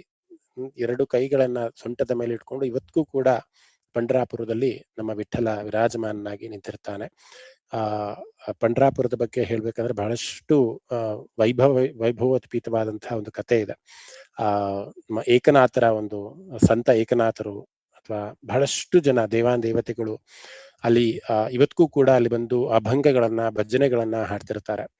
ಬಹಳ ವಿಶಿಷ್ಟವಾದಂತಹ ಒಂದು ಕ್ಷೇತ್ರ ಅದು ಪಾಂಡುರಂಗ ವಿಠಲನ ಕ್ಷೇತ್ರ. ದಯವಿಟ್ಟು ಸಾಧ್ಯ ಆದ್ರೆ ಮಹಾರಾಷ್ಟ್ರದ ಸಮೀಪದಲ್ಲಿ ಇರುವಂತಹ ಪಾಂಡುರಂಗ ಕ್ಷೇತ್ರಕ್ಕೆ ನಾವೆಲ್ಲರೂ ಕೂಡ ಹೋಗಿ ಭೇಟಿ ಮಾಡಿ ಆ ಪಾಂಡುರಂಗನ ದರ್ಶನವನ್ನ ಮಾಡಿ. ಇಲ್ಲಿ ವಿಶೇಷ ಏನಂದ್ರೆ, ಸಾಮಾನ್ಯವಾಗಿ ಎಲ್ಲಾ ದೇವಸ್ಥಾನಗಳಲ್ಲೂ ಕೂಡ ಗರ್ಭಗುಡಿಯೊಳಗೆ ಪ್ರವೇಶವನ್ನ ಯಾರಿಗೂ ಕೊಡೋದಿಲ್ಲ. ಆದ್ರೆ ಪಂಡ್ರಾಪುರದಲ್ಲಿ ಮಾತ್ರ ಎಲ್ಲಾ ಭಕ್ತರಿಗೆ, ಯಾವುದೇ ಜಾತಿ, ಯಾವುದೇ ವರ್ಣ, ಯಾವುದೇ ಇದು, ಎಲ್ಲರಿಗೂ ಕೂಡ ಗರ್ಭಗುಡಿಗೆ ಹೋಗಿ ವಿಠ್ಠಲನ ಪಾದವನ್ನ ಸ್ಪರ್ಶಿಸಿ ಬರುವಂತಹ ಒಂದು ಅವಕಾಶ ಬರೀ ಪಂಡ್ರಾಪುರದಲ್ಲಿ ಮಾತ್ರ ಅಂತ ನನ್ನ ಭಾವಿಸ್ತೀನಿ. ನಾನು 2 ಬಾರಿ ಪಂಡ್ರಾಪುರಕ್ಕೆ ಹೋಗಿ ದೇವರ ದರ್ಶನವನ್ನ ಮಾಡ್ಕೊಂಡು ಬಂದಿದ್ದೀನಿ. ಸಾಮಾನ್ಯವಾಗಿ ಆಷಾಢ ಏಕಾದಶಿ ಈ ಒಂದು ಸಮಯದಲ್ಲಿ ಬಹಳಷ್ಟು ಜನ ಕಾಲ್ನಡಿಗೆಯಲ್ಲಿ ಹೋಗ್ತಾರೆ, ವಿಠ್ಠಲನ ನಾಮ ಸಂಕೀರ್ತನೆಯನ್ನು ಮಾಡ್ಕೊಂಡು ಹೋಗ್ತಾರೆ. ಕಾರಣ ಇಷ್ಟೇ, ವಿಠ್ಠಲ ಅನ್ನುವಂಥ ಒಂದು ನಾಮ ನೀವು ಕೂಡ ಇವತ್ತು ಬಾಯಲ್ಲಿ ವಿಠ್ಠಲ ಅಂತ ಹೇಳಿ ನಿಮ್ಮ ನಾಭಿಯಿಂದ ನಿಮ್ಮ ಹೊಟ್ಟೆಗೆ ಒಂದ್ ಸ್ವಲ್ಪ ಕ್ರಿಯೆ ಆಗತ್ತೆ, ನಿಮ್ಗೆ ಅಂದ್ರೆ ಗೊತ್ತಾಗತ್ತೆ, ನಿಮ್ಗೆ ಹೊಟ್ಟೆ ಭಾಗದಲ್ಲಿ ಒಂದಿಷ್ಟು ಸೌಂಡ್ ಬರುತ್ತೆ, ವಿಠ್ಠಲ ಅಂತ ಅನ್ಕೊಂಡ್ರೆ ಗಂಟ್ಲಿಂದ ಎದೆಯಿಂದ ಆ ಒಂದು ನಾದ ಬರುತ್ತೆ. ಯಾರಿಗೆ ಕಾರ್ಡಿಯಕ್ ಪ್ರಾಬ್ಲಮ್ ಇದೆ, ಯಾರಿಗೆ ಹೃದಯದ ಒಂದು ಸಮಸ್ಯೆ ಇದೆ, ಹಾರ್ಟ್ ಅಟ್ಯಾಕ್ ಯಾರಿಗೆ ಆಗಿರುತ್ತೆ ಅಥವಾ ಬ್ಲಡ್ ಸರ್ಕ್ಯುಲೇಷನ್ ಯಾರಿಗೆ ಆಗ್ತಾ ಇರಲ್ಲ, ಅಂತವ್ರೆಲ್ಲರೂ ಕೂಡ ನಾನು ಹೇಳ್ತಾ ಇರುವಂತಹ ಮಾತಲ್ಲ, ಸೈಂಟಿಸ್ಟ್ಸ್ ಅವರೇ ಪ್ರೂವ್ ಮಾಡಿರುವಂತಹ ಮಾತು. ಯಾರು ವಿಠ್ಠಲ ವಿಠ್ಠಲ ವಿಠ್ಠಲ ವಿಠ್ಠಲ ಅಂತ ಯಾರು ಒಂದು ನಾಮ ಸಂಕೀರ್ತನೆಯನ್ನ ಮಾಡ್ತಾರೋ ಅಂತವರಿಗೆ ಈ ಎಂಜಿಯೋಗ್ರಫಿ ಮಾಡಿದಾಗ ಆ ಒಂದು ರಿಸಲ್ಟ್ಸ್ ಅಲ್ಲಿ, ಅಂದ್ರೆ ವಿಠ್ಠಲ ನಾಮ ಸಂಕೀರ್ತನೆಗೆ ಮುಂಚೆ ಆ ಒಂದು ರಿಪೋರ್ಟ್ ಏನಿದೆ, ಅದಾದ ಒಂದಿಷ್ಟು ನಾಮ ಸಂಕೀರ್ತನೆ ಆದ ಮೇಲೆ ತಗೊಂಡಿರೋ ಒಂದು ರಿಪೋರ್ಟ್ ಅನ್ನು ನೋಡಿದಾಗ ಬಹಳಷ್ಟು ಡಿಫರೆನ್ಸಸ್ನ ಅಥವಾ ಚೇತರಿಕೆಯನ್ನ ಈ ಹಾರ್ಟ್ ಪೇಷಂಟ್ಸ್ ಕಾಣ್ತಾ ಹೋಗ್ತಾರಂತೆ. ಅಂತಹ ಶಕ್ತಿ ಇರುವಂತಹ ನಾಮ ವಿಠ್ಠಲ ಅನ್ನುವಂತಹ ನಾಮ. ಸಾಮಾನ್ಯವಾಗಿ ನಾಮ ಸಂಕೀರ್ತನೆಗಳಲ್ಲಿ, ಭಜನೆಗಳಲ್ಲಿ 2 ನಾಮಕ್ಕೆ ಬಹಳ ಪ್ರಾಶಸ್ತ್ಯ ಇದೆ. ನಾನು ಕೂಡ ಅದನ್ನು ಅನುಭವಿಸಿದ್ದೀನಿ. ಒಂದು ನಾಮ ರಾಮನ ನಾಮ. ಯಾವಾಗ ಶ್ರೀರಾಮನ ಒಂದು ನಾಮವನ್ನು ನಾವು ಬಾಯಿಂದ ಹೇಳ್ತೀವಿ ಅಥವಾ ರಾಮ ಜಪವನ್ನು ಮಾಡ್ತಿರ್ತೀವಿ, ರಾಮನ ಕೀರ್ತನೆಯನ್ನು ಮಾಡ್ತಿರ್ತೀವಿ, ರಾಮನ ಭಜನೆಯನ್ನು ಮಾಡ್ತಿರ್ತೀವಿ, ನಮಗೇ ಗೊತ್ತಿಲ್ಲದೆ ತಲ್ಲೀನರಾಗ್ಬಿಡ್ತೀವಿ ರಾಮನಾಮದಲ್ಲಿ. ಅಷ್ಟು ಶಕ್ತಿ ರಾಮನಾಮಕ್ಕಿದೆ. ಇನ್ನೊಂದು ನಾಮ ಅಂತಂದ್ರೆ ವಿಠ್ಠಲನ ನಾಮ. ಆ ನಾಮಾವಳಿಗಳನ್ನ ಹಾಡ್ತಾ ಇದ್ದಾಗ ವಿಠ್ಠಲ ವಿಠ್ಠಲ ಪಾಂಡುರಂಗ ಜೈ ಹರ ವಿಠ್ಠಲ ಪಾಂಡುರಂಗ, ಅಯ್ಯ ವಿಠ್ಠಲ ವಿಠ್ಠಲ್ ವಿಠ್ಠಲ್ ವಿಠ್ಠಲ್ ವಿಠ್ಠಲ್ ವಿಠ್ಠಲ್ ವಿಠ್ಠಲ್ ಅಂತ ಹೇಳ್ತಾ ಹೇಳ್ತಾ ಹೇಳ್ತಾ ಹೇಳ್ತಾ ಹೇಳ್ತಾ ಇದ್ರೆ ನಮ್ಗೆ ಅದು ಮುಗಿಸ್ಬೇಕು, ಅಂತ್ಯ ಮಾಡ್ಬೇಕು ಅಂತ ಅನ್ಸೋದೇ ಇಲ್ಲ. ಯಾರು ನಿಜವಾಗ್ಲೂ ಭಜನೆಯನ್ನ ತಲ್ಲೀನರಾಗಿರ್ತಾರೆ ಅಥವಾ ಭಜನೆಯಲ್ಲಿ ಮುಳುಗಿರ್ತಾರೆ, ಆ ಚರಣ ಮತ್ತೆ ಪಲ್ಲವಿಗಳಿಂದ ಲಾಸ್ಟ್ ಅಲ್ಲಿ ಬರುವಂತಹ ಆ ಒಂದು ಕೀರ್ತನೆ ಇದೆ ಅಥವಾ ಇದೇನಿದೆ, ಅದೇ ತುಂಬಾ ರಂಜಿಸುತ್ತೆ ನಮ್ಮನ್ನ. ನಿಲ್ಲಿಸಬೇಕು ಅಂತ ಯಾವತ್ತೂ ಕೂಡ ನಮ್ಗೆ ಅನ್ಸಲ್ಲ. ಅಂತಹ 2 ನಾಮಗಳು ಅಂತ ಅಂದ್ರೆ ಅದು ಶ್ರೀರಾಮನ ಒಂದು ನಾಮ ಮತ್ತೆ ವಿಠ್ಠಲನ ಒಂದು ನಾಮ. ಯಾರು ಶ್ರೀರಾಮನ ಭಜನೆಯನ್ನ ಮಾಡ್ತಾರೆ, ವಿಠ್ಠಲನ ಧ್ಯಾನವನ್ನ ಮಾಡ್ತಾರೆ, ಅವರಿಗೆ ಈ ಬ್ರೀತಿಂಗ್ ಅಥವಾ ವೀಸಿಂಗ್ ಪ್ರಾಬ್ಲಮ್ ಏನಿರುತ್ತೆ ಎಲ್ಲವೂ ಕೂಡ ನಾಶವಾಗತ್ತೆ ಅಂತ ಸೈಂಟಿಸ್ಟ್ಗಳು ಹೇಳ್ತಾರೆ. ಸೊ ಇಲ್ಲಿ ಧರಣೀಧರಃ ಅಂತ ಅಂದ್ರೆ ಧರಣಿಯ ರಕ್ಷಿಸುವಂತಹ ಒಂದು ಕಾರ್ಯವನ್ನ ಪರಮಾತ್ಮ ಬಹಳಷ್ಟು ಅವತಾರಗಳಲ್ಲಿ ಮಾಡಿರ್ತಾನೆ ಅನ್ನುವಂಥ ಅರ್ಥವನ್ನ ಕೊಡುವಂಥದ್ದು ಈ ನಾಮ ಆಗಿತ್ತು. ಇನ್ನು ನಾವಿವತ್ತು 26ನೇ ಶ್ಲೋಕಕ್ಕೆ ಹೋಗೋಣ. ಚೆನ್ನಾಗಿತ್ತ ಕತೆ? ಇಷ್ಟ ಆಗ್ತಿದ್ಯಾ ಎಲ್ಲರೂ ಕೂಡ? ತುಂಬಾ ಚೆನ್ನಾಗಿತ್ತು ಗುರು. ಸೊ ಈ ಒಂದು ಶ್ಲೋಕದಲ್ಲಿ ನಾವು ವಿಷ್ಣುವಿನ 11 ನಾಮಗಳನ್ನ ನೋಡ್ತೀವಿ. ಸುಪ್ರಸಾದ, ಪ್ರಸನ್ನಾತ್ಮ, ವಿಶ್ವಧೃಕ್, ವಿಶ್ವಭುಕ್, ವಿಭು, ಸತ್ಕರ್ತ, ಸಕೃತಃ, ಸಾಧು, ಜನ್ಹು, ನಾರಾಯಣ, ನರಹ. ಇಷ್ಟು ಕೂಡ ವಿಷ್ಣುವಿನ ನಾಮವೇ. ನರಹ ಅಂದ್ರೂ ಕೂಡ ಅದು ವಿಷ್ಣುವಿನ ನಾಮವೇ, ನಾರಾಯಣ ಅಂದ್ರೂ ಕೂಡ ವಿಷ್ಣುವಿನ ನಾಮವೇ. ಜನ್ಹು ಸಾಮಾನ್ಯವಾಗಿ ನನಗೆ ವಿಷ್ಣು ಸಹಸ್ರನಾಮವನ್ನ ಬಹಳಷ್ಟು ಬಾರಿ ಹೇಳ್ತಿದ್ದಾಗ ಲೌಕಿಕದಲ್ಲಿ ನಾವು ಒಂದಿಷ್ಟು ಪದಗಳನ್ನ ಉಚ್ಚಾರಣೆ ಮಾಡ್ತೀವಿ. ವಿಭು ಅಕಾಡೆಮಿ ಅಂತ ಇದೆ, ನಮ್ಮ ವಿಷ್ಣು ಸಹಸ್ರನಾಮವನ್ನ ಪ್ರಾರಂಭ ಮಾಡಿದಂತಹ ಡಾಕ್ಟರ್ BV ಆರ್ತಿ ಅವರು ನಡೆಸಿರುವಂತಹ ಒಂದು ಅಕಾಡೆಮಿ ಅದು, ವಿಭು ಅಕಾಡೆಮಿ ಅಂತ. ಸೊ ವಿಭುಹು ಅಂತ ಅಂದ್ರೆ ವಿಷ್ಣುವಿನ ಒಂದು ನಾಮ ಅದು. ಸೊ ಹಾಗೆ ಬಹಳಷ್ಟು ನಾಮಗಳು ಬಹಳ ನಮಗೆ ದಿನನಿತ್ಯದ ಬಳಕೆಯ ಒಂದು ಪದಗಳೇ ಆಗಿರುತ್ತೆ ಅಂತ. ಸುಪ್ರಸಾದ ಅನ್ನುವಂಥದ್ದು ಒಂದು ನಾಮ. ಸೊ ಈ ಒಂದು ಶ್ಲೋಕದಲ್ಲಿ ನಾವು ವಿಷ್ಣುವಿನ 11 ನಾಮಗಳನ್ನ ಈ ಒಂದು ಶ್ಲೋಕದಲ್ಲಿ ನೋಡ್ತೀವಿ. ಈ ಶ್ಲೋಕದ ಮೊದಲನೇ ನಾಮ ಬಂದು ಸುಪ್ರಸಾದ ಅನ್ನೊಂದು. ಸುಪ್ರಸಾದ ಅಂತಂದ್ರೆ ವಿಶಿಷ್ಟವಾದಂತಹ ಉಡುಗೊರೆಯನ್ನ ಪರಮಾತ್ಮ ನೀಡ್ತಾನೆ ಅಂತ. ಯಾವ ರೀತಿಯ ಒಂದು ಉಡುಗೊರೆಯನ್ನು ಪರಮಾತ್ಮ ನೀಡ್ತಾನೆ ಅಂತ ಅಂದ್ರೆ ಈ ಒಂದು ಜಗತ್ತಿಗೆ ಸೃಷ್ಟಿಯನ್ನ ಮಾಡಿ ನಮಗೆ ಕಳಿಸಿರುವಂತದ್ದೇ ಒಂದು ಉಡುಗೊರೆ. ಪರಮಾತ್ಮ ನಮ್ಮನ್ನ ಸದಾ ಅವನಿಗೆ ಯಾರು ಶರಣಾಗತಿಯಾಗಿ ತನ್ನಲ್ಲೇ ಲೀನನಾಗಿರ್ತಾರೋ ಅಥವಾ ತನ್ನಲ್ಲೇ ಧ್ಯಾನಿಸ್ತಾ ಇರ್ತಾರೋ ಎಲ್ಲರಿಗೂ ಕೂಡ ಒಂದು ಉಡುಗೊರೆಯನ್ನ ಪರಮಾತ್ಮ ಕೊಡ್ತಾನೆ. ಅದಕ್ಕೆ ಸು ಅಂತಂದ್ರೆ ಒಳ್ಳೆಯದು ಅಂತ. ಇನ್ನು ಪ್ರಸಾದ ಅಂತಂದ್ರೆ ಆ ಒಂದು ಪ್ರಸಾದ ರೂಪದಲ್ಲಿ ಅಥವಾ ಅವನ ಒಂದು ಕೃಪಾ ಕಟಾಕ್ಷ ಅಂತ ನಾವೇನ್ ಹೇಳ್ತೀವಲ್ಲ, ಆ ರೀತಿಯಲ್ಲಿ ಒಂದು ಲಿಬರೇಷನ್ ಅನ್ನ ಅಥವಾ ಮುಕ್ತಿಯನ್ನ ಕೊಡುವಂತಹ ಒಂದು ಅಧಿಕಾರವನ್ನ ಪರಮಾತ್ಮ ಹೊಂದಿರ್ತಾನೆ ಅಂತ. ಅದಕ್ಕೆ ಆಚಾರ್ಯ ಶಂಕರ ಹೇಳ್ತಾರೆ, ಶೋಭನಃ ಪ್ರಸಾದ ಯಸ್ಯ ಅಪಕಾರತ್ವಾತ್ ಅಪಿ ಅಂತ. ಅಂದ್ರೆ ಯಾರು ಅಪಕಾರವನ್ನ ಮಾಡಿರ್ತಾರೆ, ಈಗ ಶಿಶುಪಾಲ ಬಹಳಷ್ಟು ತಪ್ಪುಗಳನ್ನ ಮಾಡಿರ್ತಾನೆ, ಅಂತಹ ತಪ್ಪನ್ನ ಮಾಡಿದ್ದವನಿಗೂ ಕೂಡ ಪ್ರಸಾದ ರೂಪದಲ್ಲಿ ಅಥವಾ ವರದ ರೂಪದಲ್ಲಿ ಉಡುಗೊರೆಯ ರೂಪದಲ್ಲಿ ವರವನ್ನ ಕೊಡುವಂತಹ ಒಂದು ಶಕ್ತಿ ಇರುವಂತದ್ದು ಬರೀ ವಿಷ್ಣುವಿಗೆ ಮಾತ್ರ ಅನ್ನುವಂಥ. ಅದಕ್ಕೋಸ್ಕರ ಅವನಿಗೆ ಸುಪ್ರಸಾದ. ಪ್ರಸಾದ ಅಂತಂದ್ರೆ ಒಂದು ಉಡುಗೊರೆ ಅಥವಾ ಶರಣಾಗತಿಯಾದವರಿಗೆ ಒಳ್ಳೇದನ್ನ ಬಯಸುವಂತಹ ಒಂದು ಮನಸ್ಥಿತಿ ಅಂತ. ಆ ಒಂದು ಮನಸ್ಥಿತಿಗೆ ನಾವು ಪ್ರಸಾದ ಅಂತೀವಿ. ಇನ್ನು ಸುಪ್ರಸಾದ ವಿಶಿಷ್ಟವಾದಂತಹ ಉಡುಗೊರೆಯನ್ನ ನೀಡುವವನು. ನಮಗೆ ಲಿಬರೇಷನ್ ಬೇಕು, ನಮಗೆ ಮುಕ್ತಿ ಬೇಕು ಅಂತ ನಾವು ಪ್ರಾರ್ಥಿಸಿದ್ದೇ ಆದಲ್ಲಿ ಅಂತಹ ಉಡುಗೊರೆಯನ್ನೇ ಪರಮಾತ್ಮ ಕೊಡ್ತಾ ಹೋಗ್ತಾನೆ ಅನ್ನುವಂತಹ ಒಂದು ನಾಮ ಇದಾಗಿತ್ತು. ಇದರ ಮುಂದಿನ ನಾಮವೂ ಕೂಡ ಪ್ರಸನ್ನಾತ್ಮ ಅನ್ನುವಂಥದ್ದು ಕೂಡ ವಿಷ್ಣುವಿನ ಒಂದು ನಾಮ. ಇಲ್ಲಿ ಸುಪ್ರಸಾದ ಮತ್ತೆ ಪ್ರಸನ್ನಾತ್ಮ ಎರಡೂ ಕೂಡ ಒಂದಿಷ್ಟು ಸಮಾನವಾದಂತಹ ಅರ್ಥವನ್ನೇ ಕೊಡುತ್ತೆ. ಇಲ್ಲಿ ಪ್ರಸನ್ನ ಅಂತ ಅಂದ್ರೆ ಆ ಪದಾರ್ಥ ಒಂದು ಸ್ಪಷ್ಟತೆ ಅಥವಾ ಪಾರದರ್ಶಕತೆ, ಪ್ರಸನ್ನನಾಗಿ ಕಾಣಿಸ್ತಾ ಇರ್ತಾನೆ. ಅಂದ್ರೆ ಕ್ರಿಸ್ಟಲ್ ಕ್ಲಿಯರ್ ಅಂತ ನಾವೇನ್ ಹೇಳ್ತೀವಲ್ಲ, ಒಂದು ಸ್ಪಷ್ಟವಾಗಿ ಪಾರದರ್ಶಕವಾಗಿ ಅಥವಾ ಒಂದು ಮೋಡಿಯ ಒಂದು ರೂಪದಲ್ಲಿ ಪರಮಾತ್ಮ ನಮಗೆ ಆಕರ್ಷಕವಾದಂತಹ ರೂಪದಲ್ಲಿ ಪರಮಾತ್ಮ ನಮಗೆ ಕಾಣಿಸ್ತಾ. ಅದಕ್ಕೆ ಪ್ರಸನ್ನ ಆತ್ಮ, ಅವನ ಆತ್ಮ ಅಥವಾ ಅವನ ಒಂದು ಉಪಸ್ಥಿತಿ ಯಾವ ರೀತಿ ಇದೆ ಅಂತಂದ್ರೆ ಬಹಳ ಪ್ರಸನ್ನವಾಗಿರುತ್ತೆ. ಅವನ ಮುಖ, ಅವನ ಹಾವ ಭಾವ, ಅವನ ರೂಪ ಎಲ್ಲವೂ ಕೂಡ ಎಷ್ಟು. ಅದಕ್ಕೆ ಪ್ರಸನ್ನ ವೀರಾಂಜನೇಯ ಅಂತ ನೋಡಿ. ಯಾಕೆ ಪ್ರಸನ್ನನಾಗಿದ್ದಾನೆ ಅಂತ.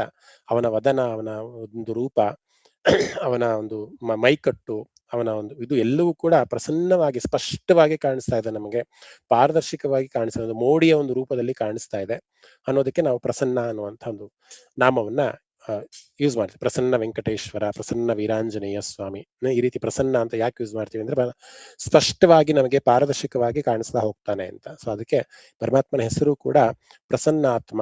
ಅವನ ಆತ್ಮ ಬಹಳ ಪ್ರಸನ್ನವಾಗಿದೆ. ಆತ್ಮ ಅಂತ ಅಂದ್ರೆ ಇಲ್ಲಿ ನಮ್ಮ ದೇಹದೊಳಗೆ ಕೂತ್ಕೊಂಡು ಚೈತನ್ಯ ಸ್ವರೂಪನಾಗಿ ಇರುವಂತಹ ಒಂದು ಶಕ್ತಿಗೆ ನಾವು ಆತ್ಮ ಅಂತ ಕರೀತಾ ಹೋಗ್ತೀವಿ. ಅದು ಪ್ರಸನ್ನವಾಗಿರುತ್ತೆ ಅನ್ನುವಂತಹ ಒಂದು ಅರ್ಥವನ್ನ ಕೊಡುವಂಥದ್ದು. ಸೊ ಎರಡು ನಾಮಗಳು ಕೂಡ ಸುಪ್ರಸಾದ ಮತ್ತೆ ಪ್ರಸನ್ನಾತ್ಮ ಎರಡೂ ಕತೆಗೆ ಹೋಲುವಂತಹ ಒಂದು ಕಥೆಯನ್ನ ನಾನು ಇವತ್ತು ತೆಗೆದುಕೊಂಡು ಬಂದಿದ್ದೀನಿ. ಮತ್ತೆ ರಾಮಾಯಣದಲ್ಲಿ ಆಯ್ದುಕೊಂಡಂತಹ ಒಂದು ಕತೆ. ನಮ್ಗೆಲ್ಲರೂ ಕೂಡ ಗೊತ್ತಿದೆ, ರಾಮಾಯಣದಲ್ಲಿ ವಾಲಿ ಸುಗ್ರೀವರ ಒಂದು ಪ್ರಸಂಗ ಬರುತ್ತೆ. ನಾವು ವಾಲಿಯ ಬಗ್ಗೆ ಒಂದಿಷ್ಟು ವಿಚಾರಗಳನ್ನ ಕೇಳಿದ್ದೀವಿ ಅಲ್ಲ. ವಾಲಿ ಬಹಳ ದುಷ್ಟನಾದವನು ಅಂತ ಕೇಳಿದೀವಿ, ಆದ್ರೆ ಬಹಳ ಪ್ರಸಿದ್ಧನಾದವನು ಅಥವಾ ಬಹಳ ಪರಾಕ್ರಮಶಾಲಿ ಅಂತನೂ ಕೂಡ ನಾವು ಕೇಳ್ಪಟ್ಟಿದ್ದೀವಿ.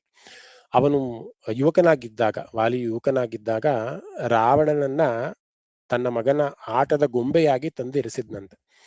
ರಾವಣ ಎಷ್ಟು ಪರಾಕ್ರಮಿ ಅಂತ ನಮಗೆ ಗೊತ್ತು, ಶಿವಭಕ್ತ ರಾವಣ ಎಷ್ಟು ಪರಾಕ್ರಮಿ ಅಂತ ನಮಗೆ ಗೊತ್ತಿದೆ. ವಾಲಿ ಎಷ್ಟು ಪರಾಕ್ರಮಿ ಅಂತ ಅಂದ್ರೆ ತನ್ನ ಮಗನಿಗೆ ಆಟಿಕೆಯನ್ನ, ನಾವು ಗಿರಿಗಿಟ್ಲೆ ಅಂತ ಏನ್ ಕರಿತೀವಲ್ಲ, ಆ ತೊಟ್ಟಿಲಿನ ಗಿರಿಗಿಟ್ಟಲೆಯಾಗಿ ರಾವಣನನ್ನ ಸೆರೆ ಹಿಡಿದು, ರಾವಣನ ಹಿಡ್ಕೊಂಡ್ಬಂದು ಗಿರಿಗಿಟ್ಲೆ ತರ ತೊಟ್ಟಲಿಗೆ ಕಟ್ಟಿದ್ನಂತೆ ವಾಲಿ. ಅಂದ್ರೆ ವಾಲಿಯ ಪರಾಕ್ರಮ ಎಷ್ಟಿದೆ ಅಂತ ನೀವು ಊಹಿಸ್ಬೋದು. ಒಂದು ಸತಿ ಅನ್ಸತ್ತೆ, ರಾಮ ಸುಗ್ರೀವನನ್ನ ಅಪೇಕ್ಷೆ ಪಡೆದಲೆ ವಾಲಿಯನ್ನ ಅಪೇಕ್ಷೆ ಪಟ್ಟಿದ್ರೆ ಈ ಸೇತುವೆಯನ್ನ ಕಟ್ಟುವಂಥದ್ದು ಅಥವಾ ಸೀತೆ ಅನ್ವೇಷಣೆಗೆ ಹೋಗುವಂಥದ್ದು ಯಾವುದು ಕೂಡ ಇರಲ್ಲ. ಬರೀ ಒಂದೇ ದಿನದಲ್ಲಿ, ಒಂದೇ ಒಂದು ಗಂಟೆಯಲ್ಲಿ ವಾಲಿ ರಾವಣನ್ನ ಸೆರೆ ಹಿಡಿದು ಅಥವಾ ಅವನ ನಾಶವನ್ನ ಮಾಡ್ತಿದ್ದೆ. ಯಾಕಂದ್ರೆ ಅಷ್ಟು ಬಲಶಾಲಿಯಾದವನು ವಾಲಿ ಅಂತ. ಆದ್ರೆ ಯಾಕೆ ರಾಮ ವಾಲಿಯ ಒಂದು ಆಸರೆಯನ್ನ ಬಳಸಲಿಲ್ಲ, ಸುಗ್ರೀವನ ಆಸರೆ ಯಾಕೆ ಬಳಸ್ತಾ ಅಂತಂದ್ರೆ, ವಾಲಿಯಲ್ಲಿ ಅಧರ್ಮಿ ಆಗಿದ್ದ, ತನ್ನ ತಮ್ಮನ ಹೆಂಡತಿಯನ್ನೇ ತಾನು ವರಿಸಿದ್ದ, ಅಂದ್ರೆ ಬಲವಂತವಾಗಿ ಇಟ್ಕೊಂಡಿದ್ದ. ಆದ್ರಿಂದ ಅಧರ್ಮಿಯಾದಂತಹ ವಾಲಿಗೆ ರಾಮ ಅಲ್ಲಿ ಸ್ಥಾನವನ್ನು ನೀಡಿದಲೆ ಶಕ್ತಿಯಲ್ಲಿ ಸ್ವಲ್ಪ ಕುಂದಿದ್ರು ಪರವಾಗಿಲ್ಲ, ಶಕ್ತಿಯಲ್ಲಿ ಕಡಿಮೆ ಇದ್ರೂ ಪರವಾಗಿಲ್ಲ, ಸುಗ್ರೀವನ ಒಂದು ಸಹಾಯವನ್ನೇ ಬಯಸಿ ಹೋಗ್ತಾನೆ ರಾಮ. ಸೊ ಇದು ಒಂದು ಕಡೆ. ಆದ್ರೆ ರಾಮಾಯಣದಲ್ಲಿ ಈ ವಾಲಿ ಬಹಳ ಪ್ರಸಿದ್ಧನಾದವನು. ಮೊದಲಿಗೆ ಒಂದು ವರ ಇತ್ತು ಅವನಿಗೆ, ಶಿವನಿಂದ ಒಂದು ವರವನ್ನ ಅವನು ಪಡೆದಿದ್ದ. ಏನಂತ ಅಂದ್ರೆ, ಯಾರೇ ಅವನ ಎದುರಾಳಿಯಾಗಿ ಯುದ್ಧವನ್ನ ಮಾಡೋಕ್ ಬಂದರೂ ಕೂಡ ಆ ಎದುರಾಳಿಯ 50 ಭಾಗದ ಒಂದು ಶಕ್ತಿಯನ್ನ ಅವನು ಸೆರೆ ಹಿಡಿಬೇಕು ಅಂತ. ಅಂದ್ರೆ ಸೆರೆ ಹಿಡಿಯುವಂತ ಒಂದು ಶಕ್ತಿ ಅವನಿಗೆ ಸಿಗತ್ತೆ ಅಂತ. ಇದು ಶಿವ ವಾಲಿಗೆ ಕೊಟ್ಟಂತಹ ಒಂದು ವರ. ಅವನ ಕುತ್ತಿಗೆಯಲ್ಲಿ ಒಂದು ಸರವನ್ನ, ಅಂದ್ರೆ ಒಂದು ಮಾಲೆಯನ್ನ ಸದಾ ಧರಿಸಿರ್ತಾನೆ ವಾಲಿ. ಆ ಮಾಲೆಯ ಪ್ರಭಾವ ಏನು ಅಂದ್ರೆ, ಅದು ಶಿವನಿಂದ ಸಿಕ್ಕಂತಹ ಒಂದು ಮಾಲೆ. ಆ ಮಾಲೆಯ ಪ್ರಭಾವ ಏನಂದ್ರೆ, ತನ್ನ ಎದುರಾಳಿಗಳು ಯಾರೇ ಅವನ ಎದುರು ಯುದ್ಧವನ್ನ ಮಾಡಬೇಕು ಅಂತ ಬಂದರೂ ಕೂಡ ಆ ಎದುರಾಳಿಯ ಶಕ್ತಿ ಏನಿರುತ್ತಲ್ಲ, ಅದರ 50 ಭಾಗದ ಶಕ್ತಿ ವಾಲಿಗೆ ಟ್ರಾನ್ಸ್ಫರ್ ಆಗ್ತಾ ಇತ್ತು. ಅಷ್ಟು ಬಲಿಷ್ಠನಾಗ್ತಾ ಇದ್ದ. ಆದ್ರಿಂದ ಕಿಷ್ಕಿಂಧೆಯ ಒಂದು ಮಹಾರಾಜನಾಗಿತ್ತು, ವಾನರ ರಾಜನಾಗಿ ಏನು ವಾಲಿ ನಮಗೆ ಕಾಣಿಸ್ಕೊಂತಾನೆ, ಅವನು ಅತಿ ಪರಾಕ್ರಮಶಾಲಿಯಾಗಿ ನಮ್ಗೆ ಕಾಣಿಸ್ಕೊಂತಾನೆ. ಯಾಕೆಂದ್ರೆ ಯಾಕ ಪರಾಕ್ರಮಶಾಲಿಯಾಗಿ ಕಾಣಿಸ್ಕೊಂತಾನೆ, ಆ ವರ ಅವನಿಗಿತ್ತು. ಅದಕ್ಕೋಸ್ಕರ ತನ್ನ ತಮ್ಮನಾದವನು ಕೂಡ ಎಷ್ಟೇ ಬಾರಿ ಅವನಿಗೆ ಯುದ್ಧ ಮಾಡಬೇಕು ಅಂತ ಹೋದ್ರು ಕೂಡ ಅವನು ವಿಫಲನಾಗಿ ಬರ್ತಾ ಇದೆ. ಯಾಕೆಂದ್ರೆ ಇವನ ಬಲವನ್ನು ಕೂಡ ಅವನೇ ಸ್ವೀಕಾರ ಮಾಡ್ಬಿಡ್ತಿದ್ದ. ಯಾಕಂದ್ರೆ ಅಂತಹ ಒಂದು ಶಕ್ತಿ ವಾಲಿಗೆ ಇತ್ತು ಅನ್ನುವಂಥದ್ದು.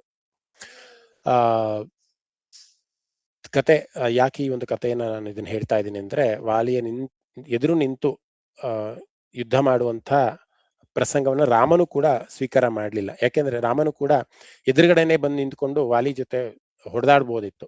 ಆದ್ರೆ ರಾಮ ಮರೆಯಲ್ಲಿ ನಿಂತು, ಮರದ ಹಿಂಬದಿಯಲ್ಲಿ ನಿಂತು ಆ ಬಾಣದಿಂದ ವಾಲಿಯನ್ನ ಸಂಹಾರ ಮಾಡ್ತಾನೆ. ನಮ್ಗೆ ಕಥೆ ಎಲ್ಲ ಗೊತ್ತಿರುವಂತದ್ದೇ. ಯಾಕೆ ಅಂತಂದ್ರೆ ಈ ವರ ವಾಲಿಗಿತ್ತು ಅನ್ನುವಂತಹ ಒಂದು ಕಾರಣದಿಂದ ರಾಮನು ಕೂಡ ಹಿಂಬದಿಯಲ್ಲಿ, ಅಂದ್ರೆ ಮರದ ಒಂದು ಹಿಂಬದಿಯಲ್ಲಿ ನಿಂತು ವಾಲಿಯ ಒಂದು ಸಂಹಾರವನ್ನು ಮಾಡ್ತಾನೆ. ವಾಲಿ ತಮ್ಮನಾದಂತಹ ಸುಗ್ರೀವನು ಕೂಡ, ಅದ ಕಥೆ ಎಲ್ಲರೂ ಕೂಡ ಗೊತ್ತಿದೆ, ಅದನ್ನು ವಿಸ್ತಾರವಾಗಿ ನಿಮ್ಗೆ ಹೇಳ್ಬೇಕಾಗಿಲ್ಲ ಅನ್ಸುತ್ತೆ. ಅನ್ಯಾಯದ ಒಂದು ದೃಷ್ಟಿಗೆ ಒಳಪಟ್ಟಂತಹ ವಾಲಿ ಕೊನೆಗೆ ಮೃತನಾಗ್ತಾನೆ. ಕೆಳಗೆ ಪ್ರಶ್ನಿಸ್ತಾನೆ ವಾಲಿನೂ ಕೂಡ ರಾಮನಿಗೆ, ನೀನು ಮಾಡಿದ್ದು ಸರಿನಾ? ಮರದ ಹಿಂಬದಿಯಲ್ಲಿ ನಿಂತು ನೀನು ನನ್ನ ಸಾಯಿಸೆ. ನಿನಗೆ ನಿಜವಾಗ್ಲೂ ಪರಾಕ್ರಮಶಾಲಿ, ನಿನ್ಗೆ ನಿಜವಾಗ್ಲೂ ಧೈರ್ಯ ಇದೆ ಅನ್ನೋದಾದ್ರೆ ಎದುರುಗಡೆ ನಿಂತು ನೀನು ಯುದ್ಧ ಮಾಡ್ಬೇಕಿತ್ತು. ಆಗ ನಾನು ಒಪ್ಕೊಂತಿದ್ದೆ ನೀನು ವೀರ, ನೀನು ಧೀರ ಅಂತ. ಆದ್ರೆ ಮರದ ಒಂದು ಹಿಂಬದಿಯಲ್ಲಿ ನೀನ್ ನಿಂತು ಯುದ್ಧ ಮಾಡಿದ್ದು ನಿನ್ನ ಒಂದು ವ್ಯಕ್ತಿತ್ವಕ್ಕೆ ಇದು ಸಮಯೋಚಿತವಲ್ಲ ಅಂತ ಒಂದು ಪ್ರಶ್ನೆಯನ್ನ ಮಾಡ್ತಾನೆ. ನಾವು ರಾಮಾಯಣದ ಒಂದಿಷ್ಟು ಕಾಂಡಗಳನ್ನ ಬಹಳ ದೀರ್ಘವಾಗಿ ಅಧ್ಯಯನ ಮಾಡಿದ್ದೆ ಆದಲ್ಲಿ ಈ ಎಲ್ಲಾ ಪ್ರಶ್ನೆಗಳು ನಮ್ಗೆ ಒಂಥರ ಜುಗಲ್ಬಂದಿ ತರ ಕೇಳಿಸ್ತಾ ಹೋಗುತ್ತೆ. ವಾಲಿ ಒಂದಿಷ್ಟು ಪ್ರಶ್ನೆಗಳನ್ನ ಕೇಳ್ತಾನೆ ಶ್ರೀರಾಮನಿಗೆ. ಅಷ್ಟೂ ಪ್ರಶ್ನೆಗಳು ಕೂಡ ನ್ಯಾಯಸಮ್ಮತವಾದಂತಹ ಉತ್ತರವನ್ನ ಶ್ರೀರಾಮ ನೀಡ್ತಾನೆ.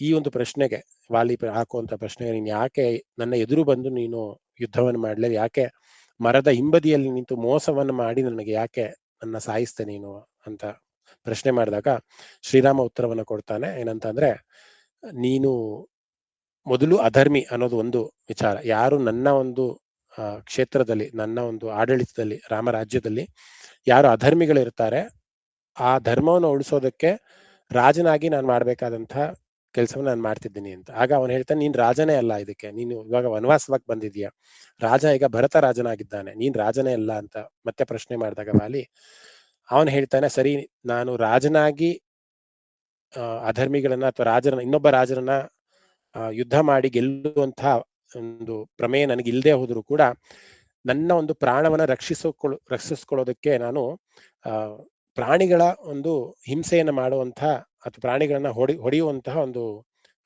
ನ್ಯಾಯ ನನ್ನಲ್ಲಿ ಇದ್ದೇ ಇದೆ. ನೀನು ಮೊದಲಿಗೆ ವಾನರನಾಗಿದ್ಯಾ, ಸುಗ್ರೀವ ಮತ್ತೆ ವಾಲಿ ಕೂಡ ವಾನರ ರೂಪದಲ್ಲಿ ಇರುವಂತವ್ರು.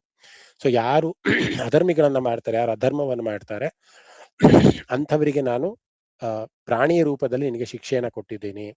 ನೀನು ನಿಜವಾದ ಧರ್ಮನಿಷ್ಠನೇ ಆಗಿದ್ರೆ, ಧರ್ಮಯುತವಾಗಿ ಆಗಿದ್ರೆ ಯಾವ ಪ್ರಾಣಿಯನ್ನು ಕೂಡ ನಾನು ಹಿಂಸೆಯನ್ನು ಮಾಡ್ತಿರ್ಲಿಲ್ಲ.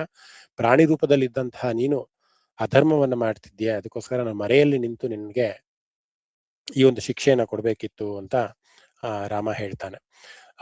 ಬಹಳ ಸುಂದರವಾದಂತಹ ಕತೆ ರಾಮಾಯಣದ ಒಂದು ಪ್ರತಿಯೊಂದೊಂದು ಕಥೆಯು ಕೂಡ ನಾವು ಸಾಮಾನ್ಯವಾಗಿ ನಾವೇನು ರಾಮಾಯಣದಲ್ಲಿ ನೋಡ್ತೀವಿ ಅಂತ ಅಂದ್ರೆ, ಸೀತೆ ರಾಮ ಮತ್ತೆ ಕಾಡಿಗೆ ಹೋಗ್ತಾರೆ, ಅಲ್ಲಿ ರಾವಣ ಬಂದು ಸೀತೆಯನ್ನು ಅಪಹರಣ ಮಾಡ್ತಾನೆ, ಮತ್ತೆ ರಾಮ ಹೋಗಿ ಸೀತೆಯನ್ನ ಬಿಡಿಸ್ಕೊಂಡ್ ಬರ್ತಾನೆ. ಬರೀ ಅಷ್ಟನ್ನೇ ನಾವು ರಾಮಾಯಣ ಅಂತ ಅನ್ಕೊಂಡಿದ್ವಿ. ಅದು 20% ಅಷ್ಟು ಮಾತ್ರ ಅದು ರಾಮಾಯಣ ಅಂತ ಭಾವಿಸ್ತೀನಿ. ಇನ್ನು ಮಿಕ್ಕ 80 ಭಾಗ ಏನಿದೆ ಬಹಳಷ್ಟು ದೀರ್ಘವಾಗಿ ನಾವು ರಾಮಾಯಣದ ಒಂದು ಅಧ್ಯಯನವನ್ನ ಮಾಡ್ಬೇಕಾಗತ್ತೆ. ಆಗ ಮಾತ್ರ ನಮಗೆ ಆ ಒಂದು ನಿಜವಾದ ರಾಮಾಯಣ ಏನು ಅಂತ ತಿಳಿತಾ ಹೋಗುತ್ತೆ. ಒಂದೇ ಒಂದು ನಿಮಿಷ.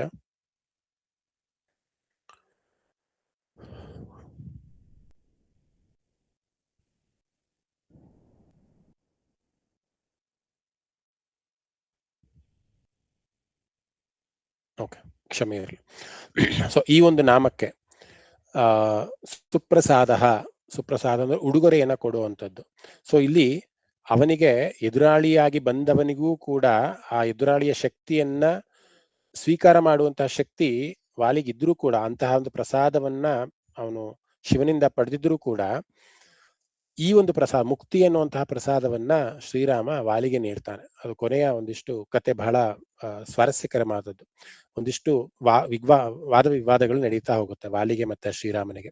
ಕಡೆಯ ಕ್ಷಣದಲ್ಲಿ ಅವನು ಒಂದು ಮಾತನ್ನ ಹೇಳ್ತಾನೆ ವಾಲಿ, ನನ್ನ ತಪ್ಪಿನ ಅರಿವು ನನಗೆ ಈಗಾಗಿದೆ, ನನ್ನ ಸ್ವಂತ ತಮ್ಮನಾದಂತಹ ಅವನಿಗೆ ನಾನು ಈ ದ್ರೋಹವನ್ನು ಮಾಡಬಾರ್ದಾಗಿತ್ತು, ಅವನ ಹೆಂಡತಿಯನ್ನೇ ನಾನು ಸೆರೆ ಹಿಡಿದು ನಾನು ನನ್ನ ಜೊತೆ ಇಟ್ಕೊಂಬಾರ್ದಾಗಿತ್ತು, ನಾನು ಅಧರ್ಮವನ್ನು ಮಾಡಿದ್ದೀನಿ, ದಯವಿಟ್ಟು ನನಗೆ ನೀನೇ ಮುಕ್ತಿಯನ್ನ ಕೊಡಬೇಕು ಅನ್ನುವಂಥ ಒಂದು ಪ್ರಾರ್ಥನೆಯನ್ನ ವಾಲಿ ಶ್ರೀರಾಮನಿಗೆ ಮಾಡ್ತಾನೆ. ಆಗ ಶ್ರೀರಾಮ ತನ್ನ ಒಂದು ಕೈಯನ್ನ ಅವನ ಕೈಯಲ್ಲಿಟ್ಟು, ನಾನು ನಿನಗೆ ವರವನ್ನ ಕೊಡ್ತಾ ಇದ್ದೀನಿ, ನೀನು ಮುಕ್ತಿಗೆ ಪಾತ್ರನಾಗ್ತಾನೆ, ಏನೇ ಪಾಪಗಳು ಮಾಡಿದ್ರು ಕೂಡ ನೀನು ಮುಕ್ತಿಯನ್ನ ಪಡಿತೀಯ, ನೀನು ನನ್ನಲ್ಲೇ ಬಂದು ಸೇರ್ಕೊಂತೀಯ ಅಂತ ಶ್ರೀರಾಮ ವರದಾನವನ್ನ ನೀಡ್ತಾನೆ. ಹಾಗೆ ವಾಲಿಯ ಒಂದು ಅಂತ್ಯ ಆಗತ್ತೆ. ಇಲ್ಲಿ ಸುಪ್ರಸಾದ ಅಂತ ಅಂದ್ರೆ ವಿಶಿಷ್ಟವಾದಂತಹ ಉಡುಗೊರೆಗಳನ್ನ, ಶರಣಾಗತಿ ಆದವರಿಗೆ ಇಷ್ಟೇ ತಪ್ಪುಗಳನ್ನು ಮಾಡಿದ್ರೂ ಕೂಡ ಆ ಒಂದು ವರವನ್ನ ಕೊಡುವಂತಹ ಒಂದು ಚೈತನ್ಯ ಅಥವಾ ಒಂದು ಮಮತೆ ಯಾರಿಗಾರು ಇದೆ ಅಂತ ಅಂದ್ರೆ ಅದು ಪುರುಷೋತ್ತಮವಾದಂತಹ ಶ್ರೀರಾಮ ಅಥವಾ ವಿಷ್ಣುವಿನ ಒಂದು ಅವತಾರವಾದಂತಹ ಶ್ರೀರಾಮನಿಗೆ ಇದೆ ಅನ್ನುವಂತಹ ಒಂದು ಅರ್ಥವನ್ನ ಕೊಡುವಂಥದ್ದು ಈ ಪ್ರಸಾದ. ವಿಶಿಷ್ಟವಾದಂತಹ ಉಡುಗೊರೆಯನ್ನ ಕೊಡುವವನು, ವಾತ್ಸಲ್ಯಪೂರ್ವಕವಾಗಿ ತನ್ನ ಭಕ್ತರನ್ನ ಸೆರೆ ಹಿಡಿಯುವವನು. ಅಂತಹ ವಾಲಿ ಎಷ್ಟೇ ಅನ್ಯಾಯವನ್ನು ಮಾಡಿ ಬಲಿಷ್ಠನಾಗಿದ್ರೂ ಕೂಡ ಕಡೆಯ ಅಂತ್ಯದಲ್ಲಿ ಶರಣಾಗತಿ ಆದಾಗ, ಸರ್ವಧರ್ಮಾನ್ ಪರಿತ್ಯಜ್ಯ ಮಾಮೇಕಂ ಶರಣಂ ವ್ರಜ, ಯಾವುದೇ ಧರ್ಮವನ್ನು, ಏನೇ ಕಾರ್ಯವನ್ನು, ಏನೇ ಕೆಟ್ಟ ಕೆಲಸ ಏನೇ ನೀನು ಮಾಡಿರೋ, ನನಗೆ ಶರಣಾಗತಿ ಆಗಿದ್ದಲ್ಲಿ, ಕೊನೆಯ ಸತಿ ಯಾರ ಶರಣಾಗತಿ ಆಗಿದ್ದಲ್ಲಿ ನಾನು ನಿಂಗೆ ರಕ್ಷಿಸ್ತೀನಿ ಅಂತ ಗೀತೆಯಲ್ಲಿ 18ನೇ ಅಧ್ಯಾಯದಲ್ಲಿ ಪರಮಾತ್ಮ ಹೇಳ್ತಾನೆ.